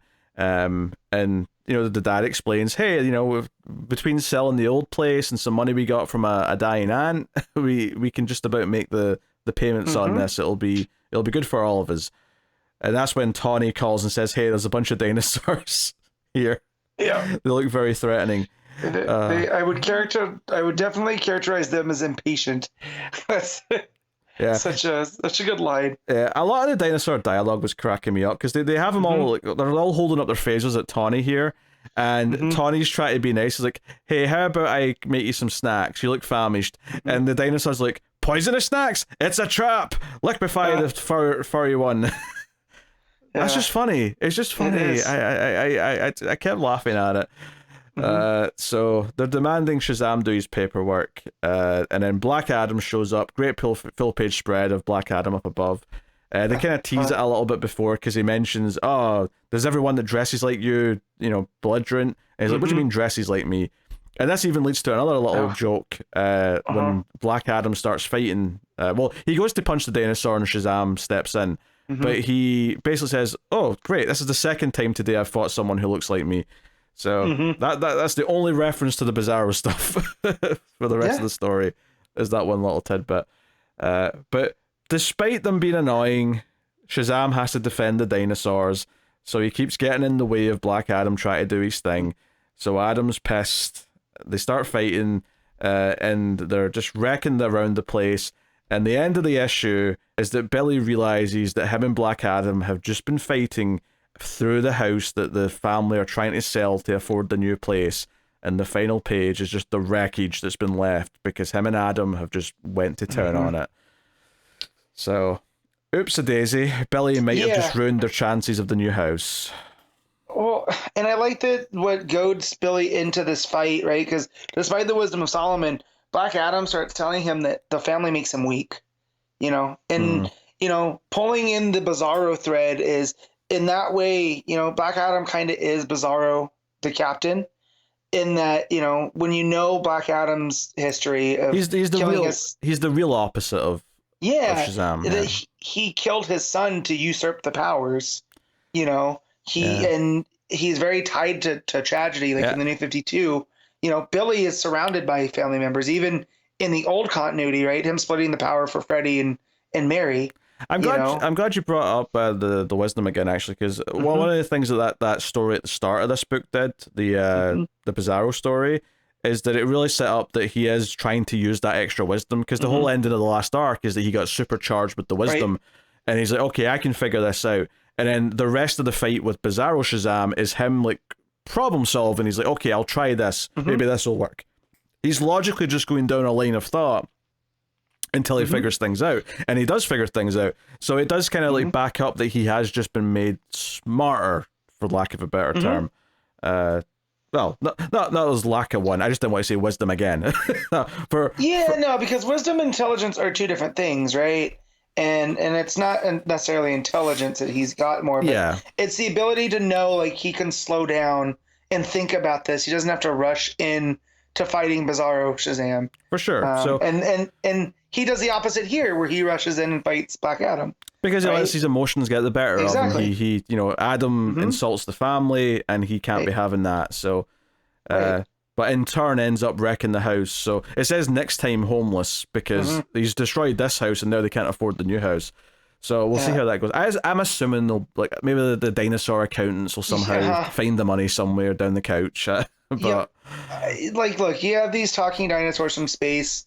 He did help them with their ship, so I'm sure once Billy does do the paperwork, because that's all they want, I'm sure they'll end up lending a helping hand in all of this. So yeah, the blatant, they are just like Star Trek outfits on the dinosaurs really cracked me up. Yep. Some of their lines were this has been a genuinely funny book since day one. But I'm loving that he's doing more stuff with the family, and all this has been a good time. For for sure. Yeah, this was a delightful issue again. This was the one that I was kind of looking forward to reading the most, I think, this week. I'd probably say I like Birds of Prey. Well, it depends on the issue, I guess. But I'd probably say that I would say I like that more overall, I think. But for whatever reason this week, maybe it's because of a different artist on Birds of Prey, I was like, you know what, no, but Shazam's still there to, like, make me feel warm and fuzzy. And it did. Plus, it's fun to have Black Adam in the mix now. Now we get to see what Waid does with Black Adam. I kind of love that it's not even like a proper big, like, oh, there's a big plot building to a showdown between Black Adam and Shazam. No. Black Adam's pissed that the accountant dinosaurs dropped a bunch of paperwork on Kandak, and now Shazam's just trying to protect them. It's a really funny, silly way to get them to have to fight. Yeah. Well, this is the first time they've really been face to face in a while, as far as I can remember. It's because the Black Adam movie was coming out, so we had to do the solo Black Adam book, because the hierarchy of power at DC was changing, Matt, so we had to accommodate The Rock's ego across the board.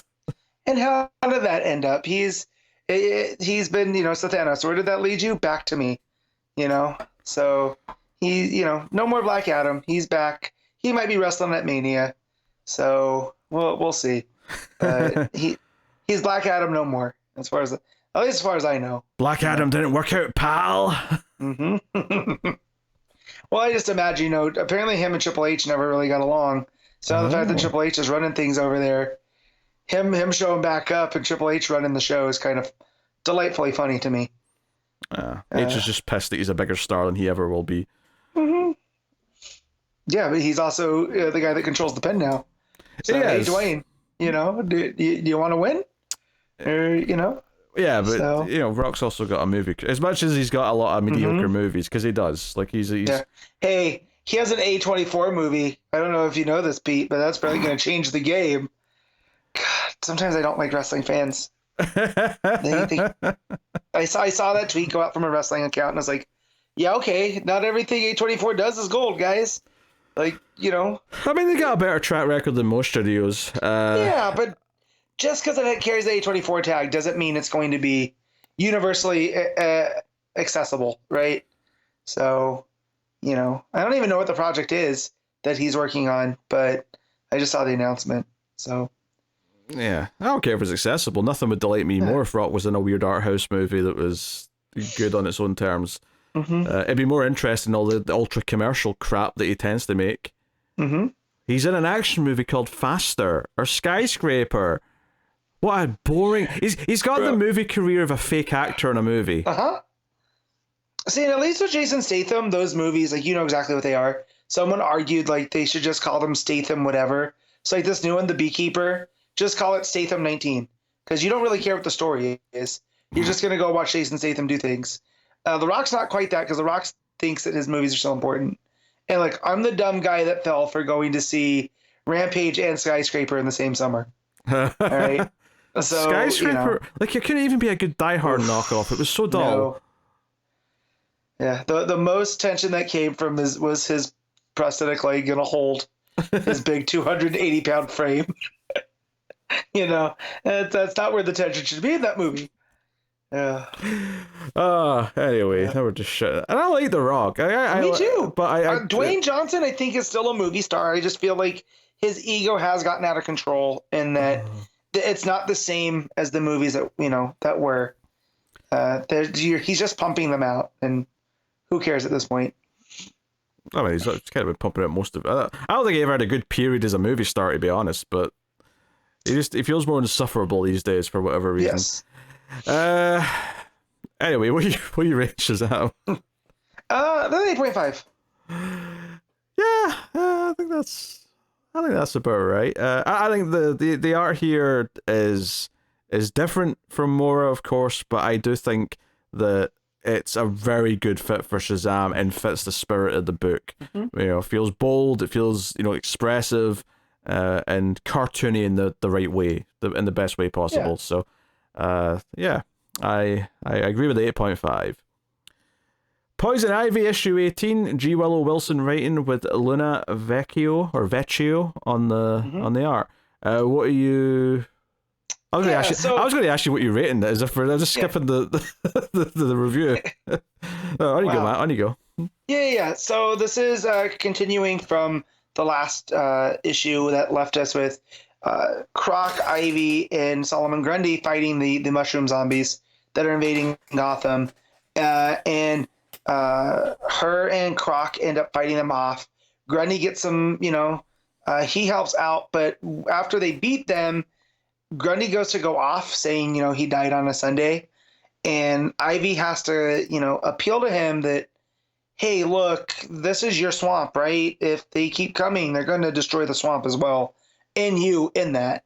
And she says, being on both sides of this thing, being kind of an anti-hero but also a villain, she understands on how to talk to them, and that you either have to appeal to their selfishness, or to what does she say? I have to pull this up now, because it was a really good line from G. Willow Wilson, and why this book works as well as it does. Because the fact that she's talking about Grundy in this way, that he's this mindless, kind of this mindless, not force of nature, but he can be pointed into a direction. That's what she says, is that you have to appeal to the selfishness or their highly developed survival instincts. And so that's what she ends up doing by convincing him, like, they're coming to your swamp, and that, it's going to do you better to help us than to just go back and pop up the next time. And also I think she feels like if the zombies get into Grundy, it could become a problem. So her and Croc go back to the little makeshift lab in the swamp shack, and Grundy is almost standing guard. And they start making more of the antidote because they're using Croc's blood because he's immune to all of this. And Pam starts to have a breakdown because she realizes that the scale that they need, they're going to need help. And she doesn't want to ask for help from the one person that can. And of course, that's Batman. So she goes into Robinson Park and just kind of waits around. He drops down.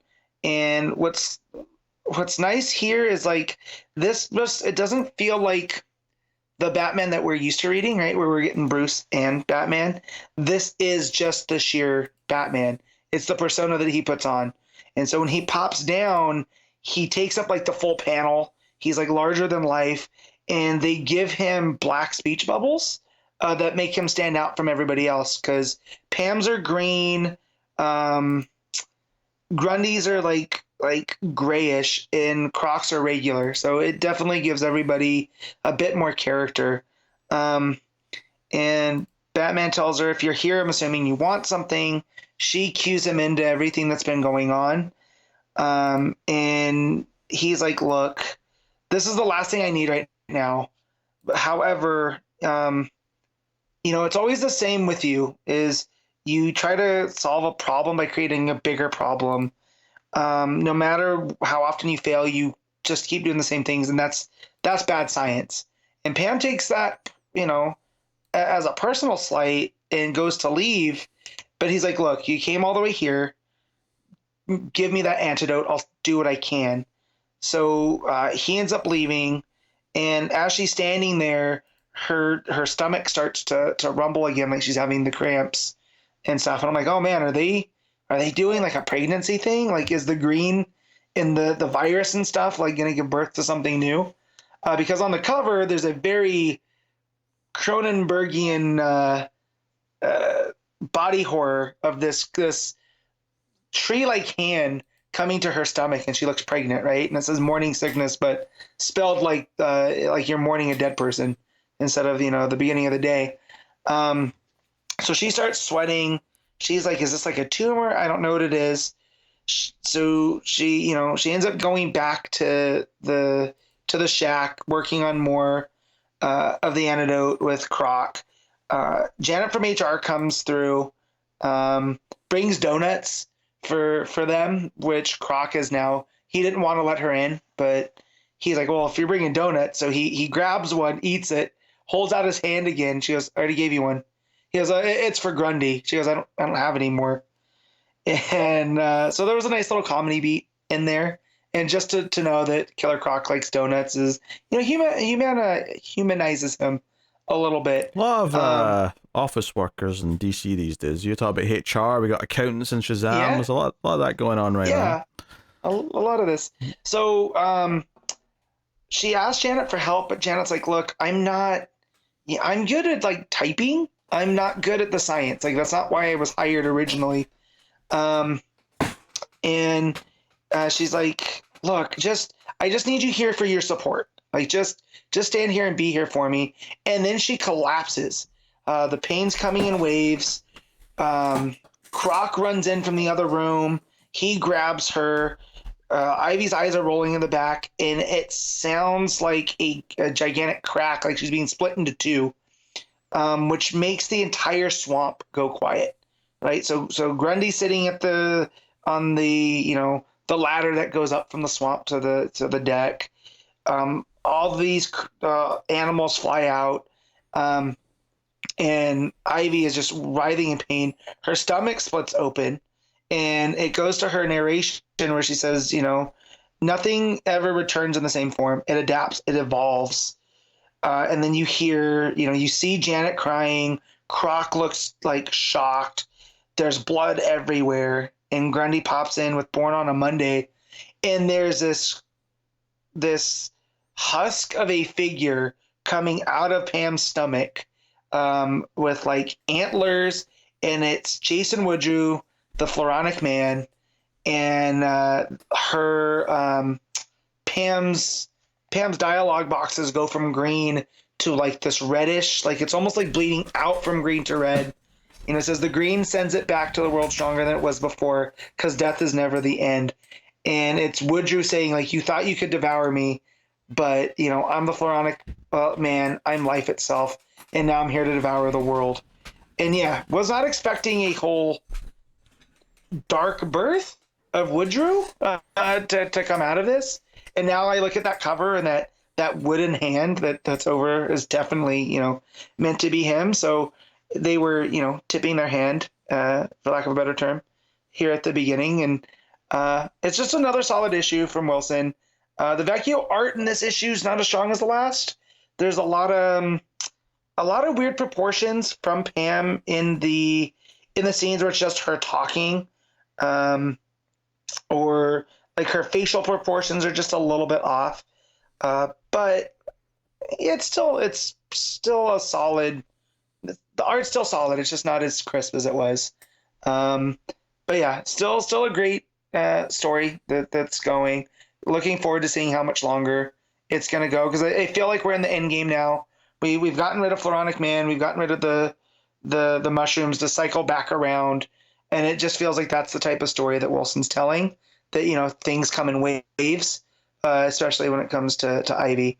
But yeah, so gonna rate this issue, and I'll give it a 7.5. All right. Neil before Zod, issue 1, Joe Casey writing with Dan McDaid on the art. Oh boy. Okay, I'm so glad that it took me two to try to read this, because I fell asleep reading it, and it wasn't for lack of care. It was so wordy, and every character sounds the same. Yeah, it's definitely wordy. Some of those bubbles are packed with words. But I think for me the big thing is just that it takes a really specific, it's a really acquired skill to be able to write a character who's not a hero as the main character of a story, right? Obviously there's great examples across different mediums of anti-heroes or whatever, but fundamentally, as I'm reading this, and we've got Zod just talking about wanting to build new Kandor as new Krypton effectively, and all his plans, but what it ends up becoming is just him bickering with his son for half the issue, and then him throwing his son off the planet. That's the basic plot of this. Yeah. There's some murmurs about the United Planets and them staying away or whatever, but for the most part, it's Zod family drama, and I could not be less interested in Zod family drama. So I like the ideas that this is playing with. Did you go back and read the action backup? No. Yeah, so the action backup sets the stage for this in that Zod's there's something going on with Zod, and Ursa's picking up on it, and his son's picking up on it too.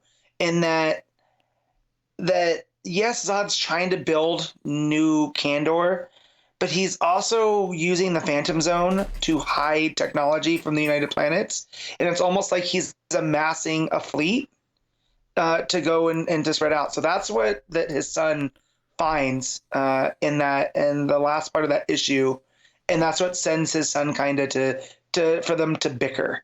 It would have been nice for them to kind of set that up here, because it just, if you're just reading this, it just feels like them bickering, and I kind of don't like the kid. The kid's really like, I don't know if that's the point, but he's like, it's like Damien with none of the charm, you know. None of that, you know, the tut that we used to get from Damien. Yeah, the kid's kind of just annoying to read. So the big thing though is that the kid's actually mad at Zod because he's not using his giant weapon of mass destruction on anyone. Yep. And Zod's like, no, it's a deterrent. The most effective thing here is mutually assured destruction. Like, that's how Zod believes you keep peace, not by working together and trusting other planets, but by making sure that they're scared to ever attack you. So you get a little bit of that. Honestly, the most interesting thing is right at the start, actually, which is that Zod seemingly is talking to Jor-El, but then after a couple of pages, Eradicator, who's the computer here, is basically like, you know, who are you talking to? There's no one else here. No one's showing up. So they're doing this thing where Zod is like talking to Jor-El like Dexter talks to his dad. Yeah. In that TV show. He's just seeing like an imaginary version of his old rival, which was a vaguely interesting idea. I was like, oh, that's interesting. And then the rest of the issue, I could not have been more bored. Yeah. And this was the thing that made me not read the Beast World Tour book, because I read this, I got to the end of it, and the thought of reading another book that I didn't want to read just filled me with such dread that I was like, okay, you know what, I'm done. I just for me it was like, because again, I like the ideas at play here, you know, with them playing with we're gonna develop a new Kryptonian culture, because the last one was it failed so hard, it's no longer around, so we're gonna do it based off of the Zod family. And part of that, you know, is like the Zods would send the firstborn son out for these trials, and if they're strong enough, they'll come back. And I feel that's also them setting up that, you know, Sinister Sons, Super Sons. Yeah, you know, for sure, they're setting that up. But also Ursa's pregnant. We should mention that. Yeah, that's why I was going to get to that one too. Is it's also setting up the idea of a bigger family, and you know, but like, just the whole idea of them trying to institute this new Kryptonian culture. I like that idea and how it fits in with the United Planets, because, you know, they're not working with Superman, but maybe they'll work with Zod because he's maybe more in line with whatever's going on with the United Planets. But I just wish all of the characters sound the same. Like to me, I got confused at one point because there were some dialogue bubbles that were going. I got them confused, but it's because they sounded so the same. It's when Zod's talking to his son. It sounds like the same person's talking to each other. And I'm just like, wait, what is this conversation going on? Like, and it does it again with Zod and Ursa, where they're talking about, you know, the whole Zod family, you know, dynasty and this stuff. And I'm just like, okay, this is writing for the sake of writing, and I'm not following here clearly. So it was kind of a shorter read. It's almost like they're trying to keep the villain mystique of Zod alive, but if you're going to make him the main character, you have to actually let us get an insight into him and see him feeling like a moment of weakness or a moment of something, you know? Well, and that's why I liked him talking to Jor-El, because it's Jor-El prickling at him, you know, and then kind of Jor-El... Yeah, that's what that was accomplishing, but then it goes away. I actually, you know, I'm skimming through it now. I'd completely forgotten there's a whole second half where... an alien force tries to invade the planet and Zod just kills them all.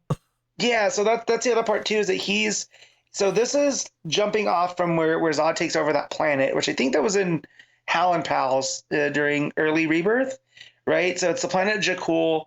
That's another thing in the backup, is that he's essentially using eugenics to create a bigger warrior, right? And that's what him and his son are arguing about. Is that his son thinks that they should use him to conquer. He thinks that no, which I still think that's what they're going to do because Zod is a conqueror, right?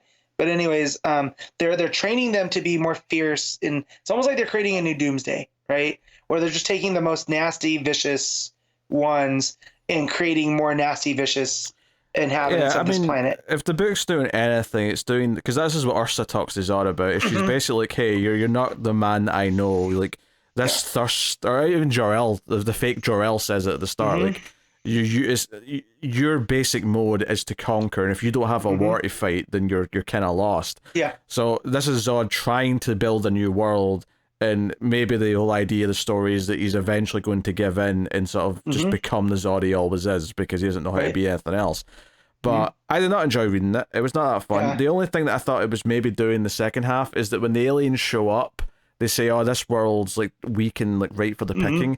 I thought they were going to reveal that Zod's son had like told them that and that he had sent them there, because it's like a month later, there's like a time jump in the middle of the book. But it never comes up, so if that is the case, then I don't know. And these aliens are the Kuns who they've been in DC. And kind of you need the big brutish, just for the auto recognition on YouTube, maybe saying Kuns it'd be better. Oh, sure. I don't know if that is better. Well, I'm just saying when you said Kund, if you mishear that last consonant, it might sound a bit off. But also the way that you say it makes it sound like a racial slur on top of it. So no, it doesn't. No, like. So yeah. So anyways, these are the brutish aliens that people use in DC when you need kind of like a marauding band, of them, and so to have Zod take them out so easily, it did kind of show. He still got it, but at this point, what is it? And yeah, I wish I liked this book more because I was looking forward to it. Because I do like Zod. I like the idea of Zod, and I like the ideas that are being played with. I just don't like the execution of this. Yeah, did nothing for me. On top of everything else, it felt like there was multiple points where they could have had like a dramatic final page. And instead it kept going, and then the actual final page just felt like a sudden stop. Yeah. So it's doesn't even feel like it's got a good structure to it either as an issue. The art by McDaid, I think, is kind of just middle of the road. Fine. Yeah. I don't really feel particularly strongly about it. I think some faces here or there feel a bit flat in a way that is unappealing. Generally, though, it is fine, I would say, but nothing special. I think that's where I stand on that. Just kind of a weak chore of a read, to be honest. No interest in checking out issue 2. I'm good. Yeah, I'll be skipping that. Thank you. All right, what are you rating Neil before Zod issue 1? I'm rating this a 5.5. Yeah, I'll go 4.5. Oof. Yeah, did not like it. Not for me. That's okay. All right.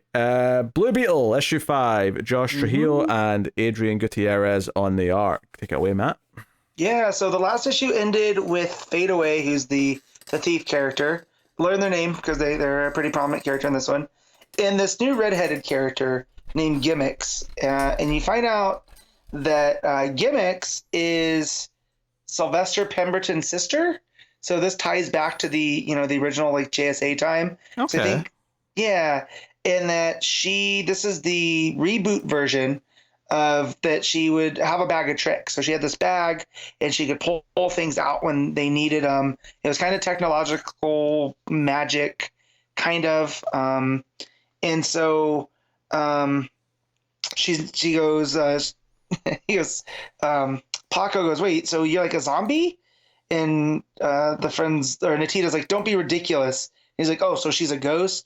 And you just come to find out that she, the monsters that killed her were were part of something dark. Their cosmic horrors must have spilled into the bag. And so the bag essentially brought her back to life. So there's like this weird kind of cosmic horror bent to her. So now they're no longer technological; they're sheer just magic.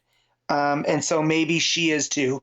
So there's a bit of sinister vibes with her, but she comes as an ally because she wants to stop the Blood Scarab. That's originally why they're here.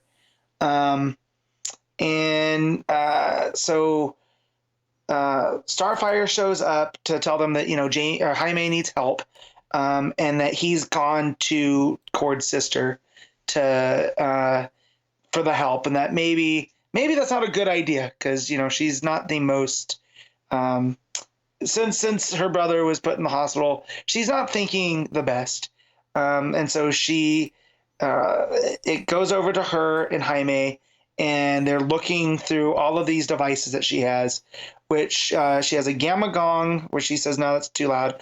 A gravity rod, which looks like something that Starman had, right? Like the cosmic rod, but it's bigger and almost looks kind of like more like Hawkman's mace. Like there's more heavy weight to it. And then she also has a blue lantern ring, which is very curious, right? And she also has an Absorbicon, which makes anyone who touch it think that they're a reincarnation of an Egyptian pharaoh, to which Jaime's like, well, no, we're already dealing with that, but we need to figure out how to put this guy out. And so they talk to the Scarab, and the Scarab, Khaji-Da, gives them basically a flashback that's done in old comic book style. So the Gutierrez's art switches from, at least I think it's still Gutierrez. Let me double check if there's another artist. No, it's all Gutierrez.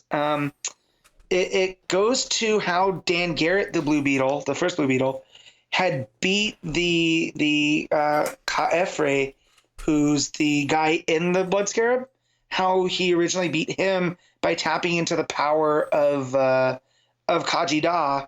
And through this, he had ended up putting the mummy back behind the tomb and sealing it with the energy from Khaji-Da. And when he had done that, the mummy melted away and just left the Blood Scarab. So it does seem like this is another one of the Reach Scarabs. It's just it got to Earth longer ago, and it almost seems like this pharaoh had corrupted the Scarab as much as the Scarab had corrupted the pharaoh. And knowing this now, Jaime has an idea. So he joins back up with Starfire before they can leave. And they hear that there's like a commotion going on in Palmyra City, and Blood Scarab has showed up at a soccer game and has started possessing people at the game. And he ends up turning them into like these, like they're definitely warriors, but they're very scarab-like. So they have like pointed horns and stuff, but they're not like a suit. It's very weird. So he basically reanimates all of them. Jaime and company show up, and they end up having a plan where Starfire is essentially gonna take lead, and what's her name, Uli, the lady from the Horizon, are gonna use her technology to get into all the cameras and essentially set a trap and trap the Blood Scarab, using fadeaway and gimmick as well. And so they show up, and they didn't. The big mistake that they made was not telling Victoria, because she still shows up, and ends up hitting the Blood Scarab. So they end up weakening him with their plan, but she hits him with this ray from a satellite that she's going to use, and it does not do anything. Right? It ends up leaving this big hole in the soccer stadium, but Blood Scarab's there basically untouched. To which Jaime, Dynasties, and Natita are the last ones kind of standing against the Blood Scarab. And Jaime realizes that, much like Dan Garrett, he has to be the one to put the Blood Scarab down. He can't have help from anybody. And he's like, well, this is it. It can only be me. It's my destiny. Right. So for all of the help of relying on everybody else, Jaime's still at the place where he feels like he has to do it himself. And I feel like that's going to be part of the Blood Scarabs. That's part of their plan, right? Is to isolate and take him out like he did to the other ones in Solar Power. So the dynamics here are still pretty spot on. Just Jaime is kind of in this emo phase still. That's not that it's annoying to read, because I think that's the point, is he's not acting like himself. But yeah, just the fact that it's rotating around all of the different like supporting casts. He's done Josh Trujillo has done a really good job at fleshing out Jaime's cast using, the two new Beetles, of course Starfire I'm always going to be a fan of, but establishing Victoria Cord herself as kind of this. She's not necessarily a bad guy, but she's definitely out on her own. She's not going to make Jaime's life easier, right? But she's definitely someone that can help. I'm enjoying all of that, and then of course the art when it switched from what we've been used to of that Blue Beetle style from Gutiérrez to the old pulpy 30 style. I was like, okay, that's a fun little trick. That was a nice break, but yeah, it's still a fun book. Fade Away and Gimmick, I'm sure there's something more going on. It feels like I hope this gets more issues, because I feel like that's just the start of their story. Because it also ties into, she mentions the last time she saw a Beetle was with the Seven Soldiers. So it's also playing into that whole era, which I'm a fan of. So yeah, Blue Beetle, still a fun read. I'm going to give this an 8 out of 10. All right, cool. Well, I just have a Patreon book then to wrap up the show with, and that is American Vampire Second Cycle Issue 3. So last issue ended with the little girl vampire turning into a huge monster, and Calvin trying to tell Pearl that the Grey Trader is in fact the origin of all the monsters. He is the devil himself.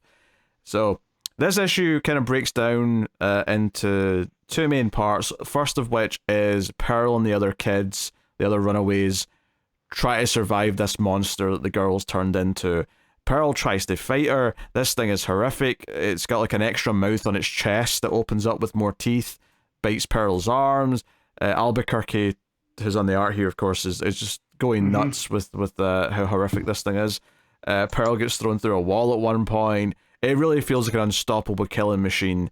And like one of the other, one of the older vampire kids is kind of like helping Pearl walk and run by putting her arm over his shoulder, and it really feels like they're desperately trying to get away.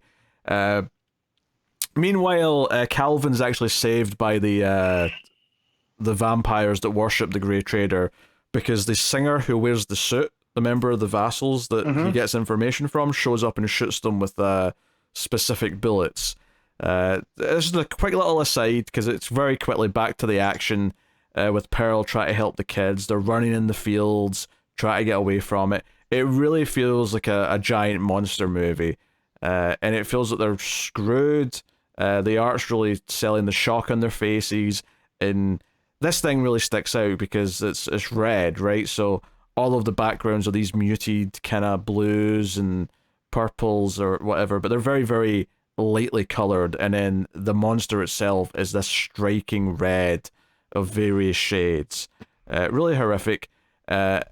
The saving grace of it all, though, is Skinner's suite. You see a blade come through the back of the monster just as it's about to get Pearl, and a full page spread of Skinner swinging or pulling out the scythe that he's stabbed it with, and just this big, split down its chest. It is now seemingly dead. Which is kind of sad, because it was this little girl who was innocent, and she's kind of in control again. She's still the monster, but she's trying to tell Pearl something as she's dying about how the Grey Trader's coming for her, and the mouth on her chest opens up and this grey tongue comes out and basically smothers the face. So it's almost like this self-defense mechanism where anyone the Grey Trader's turned into a monster will not commit suicide per se, but the monster part of her that's still connected to him comes out and kills her before she can say too much. It's super nasty, and it's very sad because this is an innocent person who turned into a monster. So really good stuff. And then this back half is Pearl talking to Skinner, and Skinner telling the story, because we got a glimpse of this back at the end of the first issue of this series, which was Skinner next got into this bus, and this bus of like vampire refugees being taken up into the sky by the Grey Trader. Skinner tells the rest of that story, and the art here is gorgeous. It's this 2-page layout where it kind of shows a representation of what he's talking about, but he describes the school bus being lowered into the ground for like miles and miles, and then he talks about how it's just nothing but teeth and monsters and stuff that he can't describe because it's hard to comprehend. And then he finally calls it what he thinks it was. He calls it hell. He thinks he actually went to hell, and next thing he knows, he's waking up out of the dirt in the desert, and that's when he sort of started making his way to Pearl. But why did he come back out? Did the Grey Trader want him to escape? Did he somehow fight his way out? He's not really sure, and it does really beg a lot of questions as to why he was able to get out at all. But it continues this idea, if he is Satan himself, if this Grey Trader is effectively the devil, and there's this physical place deep underground that is hell. Because the glimpse we get of it here is that it looks almost circular, and that the opening is nothing but teeth, and there's just random teeth in the walls, and then there's just these shadowy silhouettes of whatever the monsters that are in hell are. But it sounds very kind of Lovecraftian, and that we can't really comprehend the horrors that's being described. And the art does a good job of just giving you a kind of a taste of it, but not anymore, because it can't. Skinner promises that he'll still be there to talk in the morning, but of course he lies. When Pearl gets up, he's left. There's tire treads. He's gone. So that's that. The final part of the book is that a silhouette appears in the fields behind Pearl and starts talking to her as if it's Henry. And she gets really upset, and the hand's like reaching out from the field saying, "Come, Pearl, you can be with me and all of our friends again." And Pearl pulls back at the last second and is like, no, you're the Grey Trader, you're not really Henry. But it's a really good, well done bit. It's this, there's a sort of trope in horror where you've got a voice coming from the foliage or from the field. Stephen King, I think, likes to do it. But she pulls back away, and the Grey Trader says, well, if you don't want to join the gathering, we'll bring the party to you. And the final page of the issue is this, it looks kind of like a tornado hitting her house. So it seems like his supernatural powers are coming to get her. I think the big thing in this issue, all in the glimpse of hell, and of course the fact that the Grey Trader tries to manipulate people with like people they love and care about, is the idea that for some reason it's coming to her. That was something that Skinner mentioned when he was talking to her about it, is that somehow he just knew that the Grey Trader was aware of her and that he was interested in coming to see her. For whatever reason.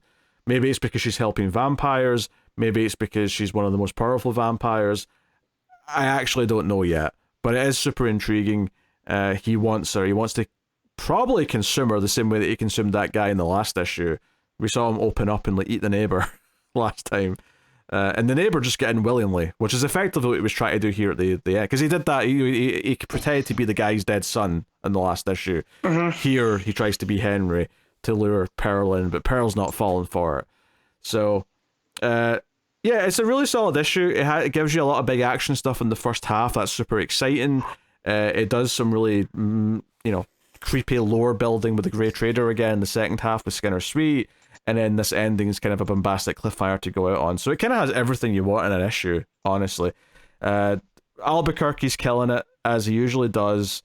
The choices of the colouring in the various scenes, like that, all this final scene takes place kind of at dawn. There's this light, kind of slightly yellow light coming from behind the fields. It seems to be raining because like Pearl's hair's kind of like clinging to her face, and the rain's coming down. There's just such a good mood and atmosphere to it.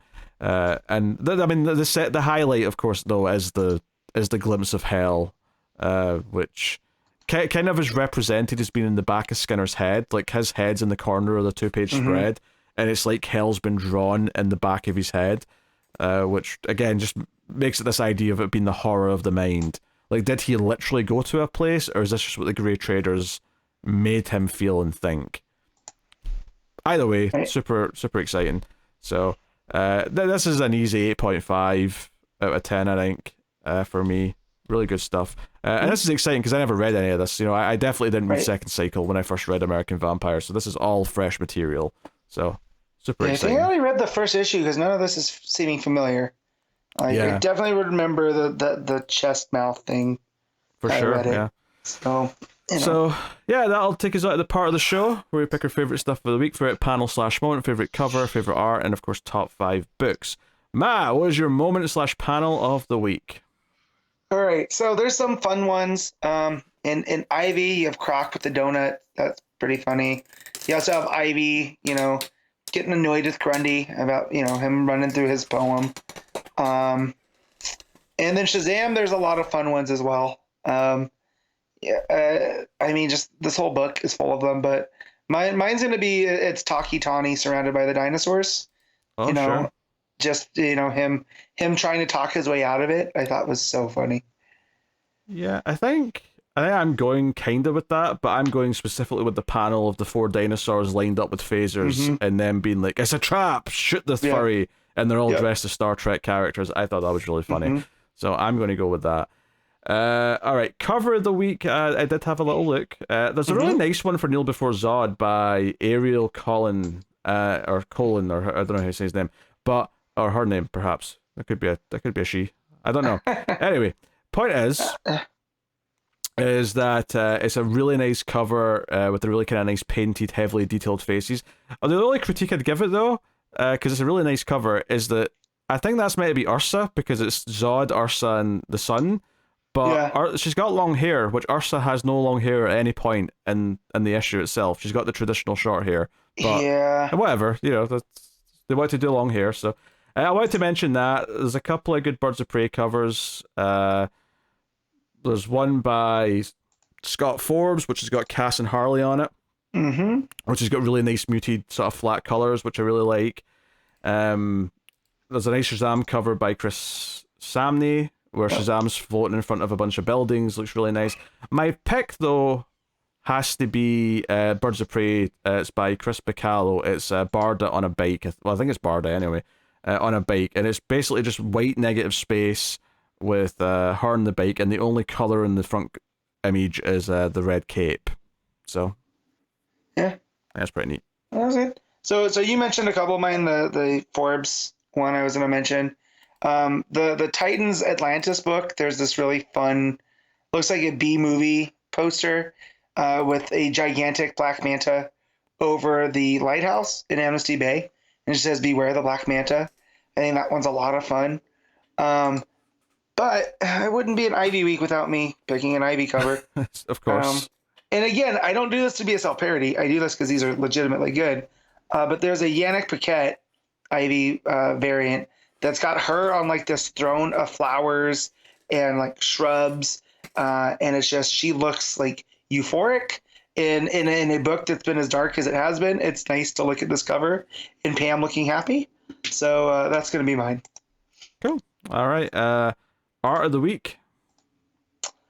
Man, this is not that it's slim pickings, but it's not the typical, right? Like we don't have our normal. I mean, for me, it's Shazam. Like, I have to go with. I think it sticks out as being different from what it was before, but very, very good on its own. Obviously, Jimenez is very good, but I think I have to go with Sudžuka. Maybe because it feels like a fresh name, feels like a fresh style that I've not seen. At least recently, anyway. Whereas, I mean, and maybe it also helps that I like the book more, like the writing's good, whereas I don't like the writing in Batman. So, that shouldn't affect the art, but it does add a bit of a stink that, it's hard to shake off. So, what's your pick? Yeah, so I was going to say, too, I want to give shouts to Gutiérrez for Blue Beetle. I don't get to bring them up that often. However, the Titans Beast World did have Federici and Delandro. So that's going to be my pick. Oh, fair enough. That makes sense. All right, cool. Rank the top 5 books. You did read at least 5, so yeah, go for it. Yeah, high 5. Yeah. So number 1 is going to be Shazam. 2 is Birds of Prey. 3 is Blue Beetle. 4 is Ivy, and 5 is Titans Beast World. Yeah, really dull list for me this week. So number 1 is Shazam. Number 2 is Birds of Prey. Then there's a big gap, and then it's Batman, and then Kneel Before Zod, I guess, just because it happens to be the last one there. I will tell you now what's coming next week from DC Comics. We've got Action Comics 1061, which is the start of this new rotating thing. So it's the start of a 3-issue arc. So we'll see how that is. We have Green Lantern issue 7, Batman and Robin issue 5, Titans Beast World issue 4, Wesley Dodds the Sandman issue 4, Outsiders issue 3, Speed Force issue 3, Fables 161, and Looney Tunes 276 if you're so inclined. So another quieter week, which is why I left a Patreon book for next week. Yep. So yeah, still looking forward to Beast World and Green Lantern for sure. And then Outsiders has been kind of an interesting one as well. So yeah, let's see what this one's about while you run through the end of show. Yeah, I mean, that's the show. That's us. Yeah. Thank you very much for joining us, everyone. You can support all the content over at patreon.com/MailFuzzTV and get a little bit early access and, just help keep everything coming. It helps out a bunch if you do. And, check out other MailFuzz content. I do a bunch of movie podcasts over in MailFuzz Movies, or you can find them individually via podcast feeds. But you can go check out what they all are over there. There's a horror movie podcast, a sci-fi movie podcast, things like that. Go and check them out and see if you're interested. But yeah, that is the show though. Thank you very much for joining us. We always appreciate it. Keep reading DC Comics and remember to never get lost in the Speed Force.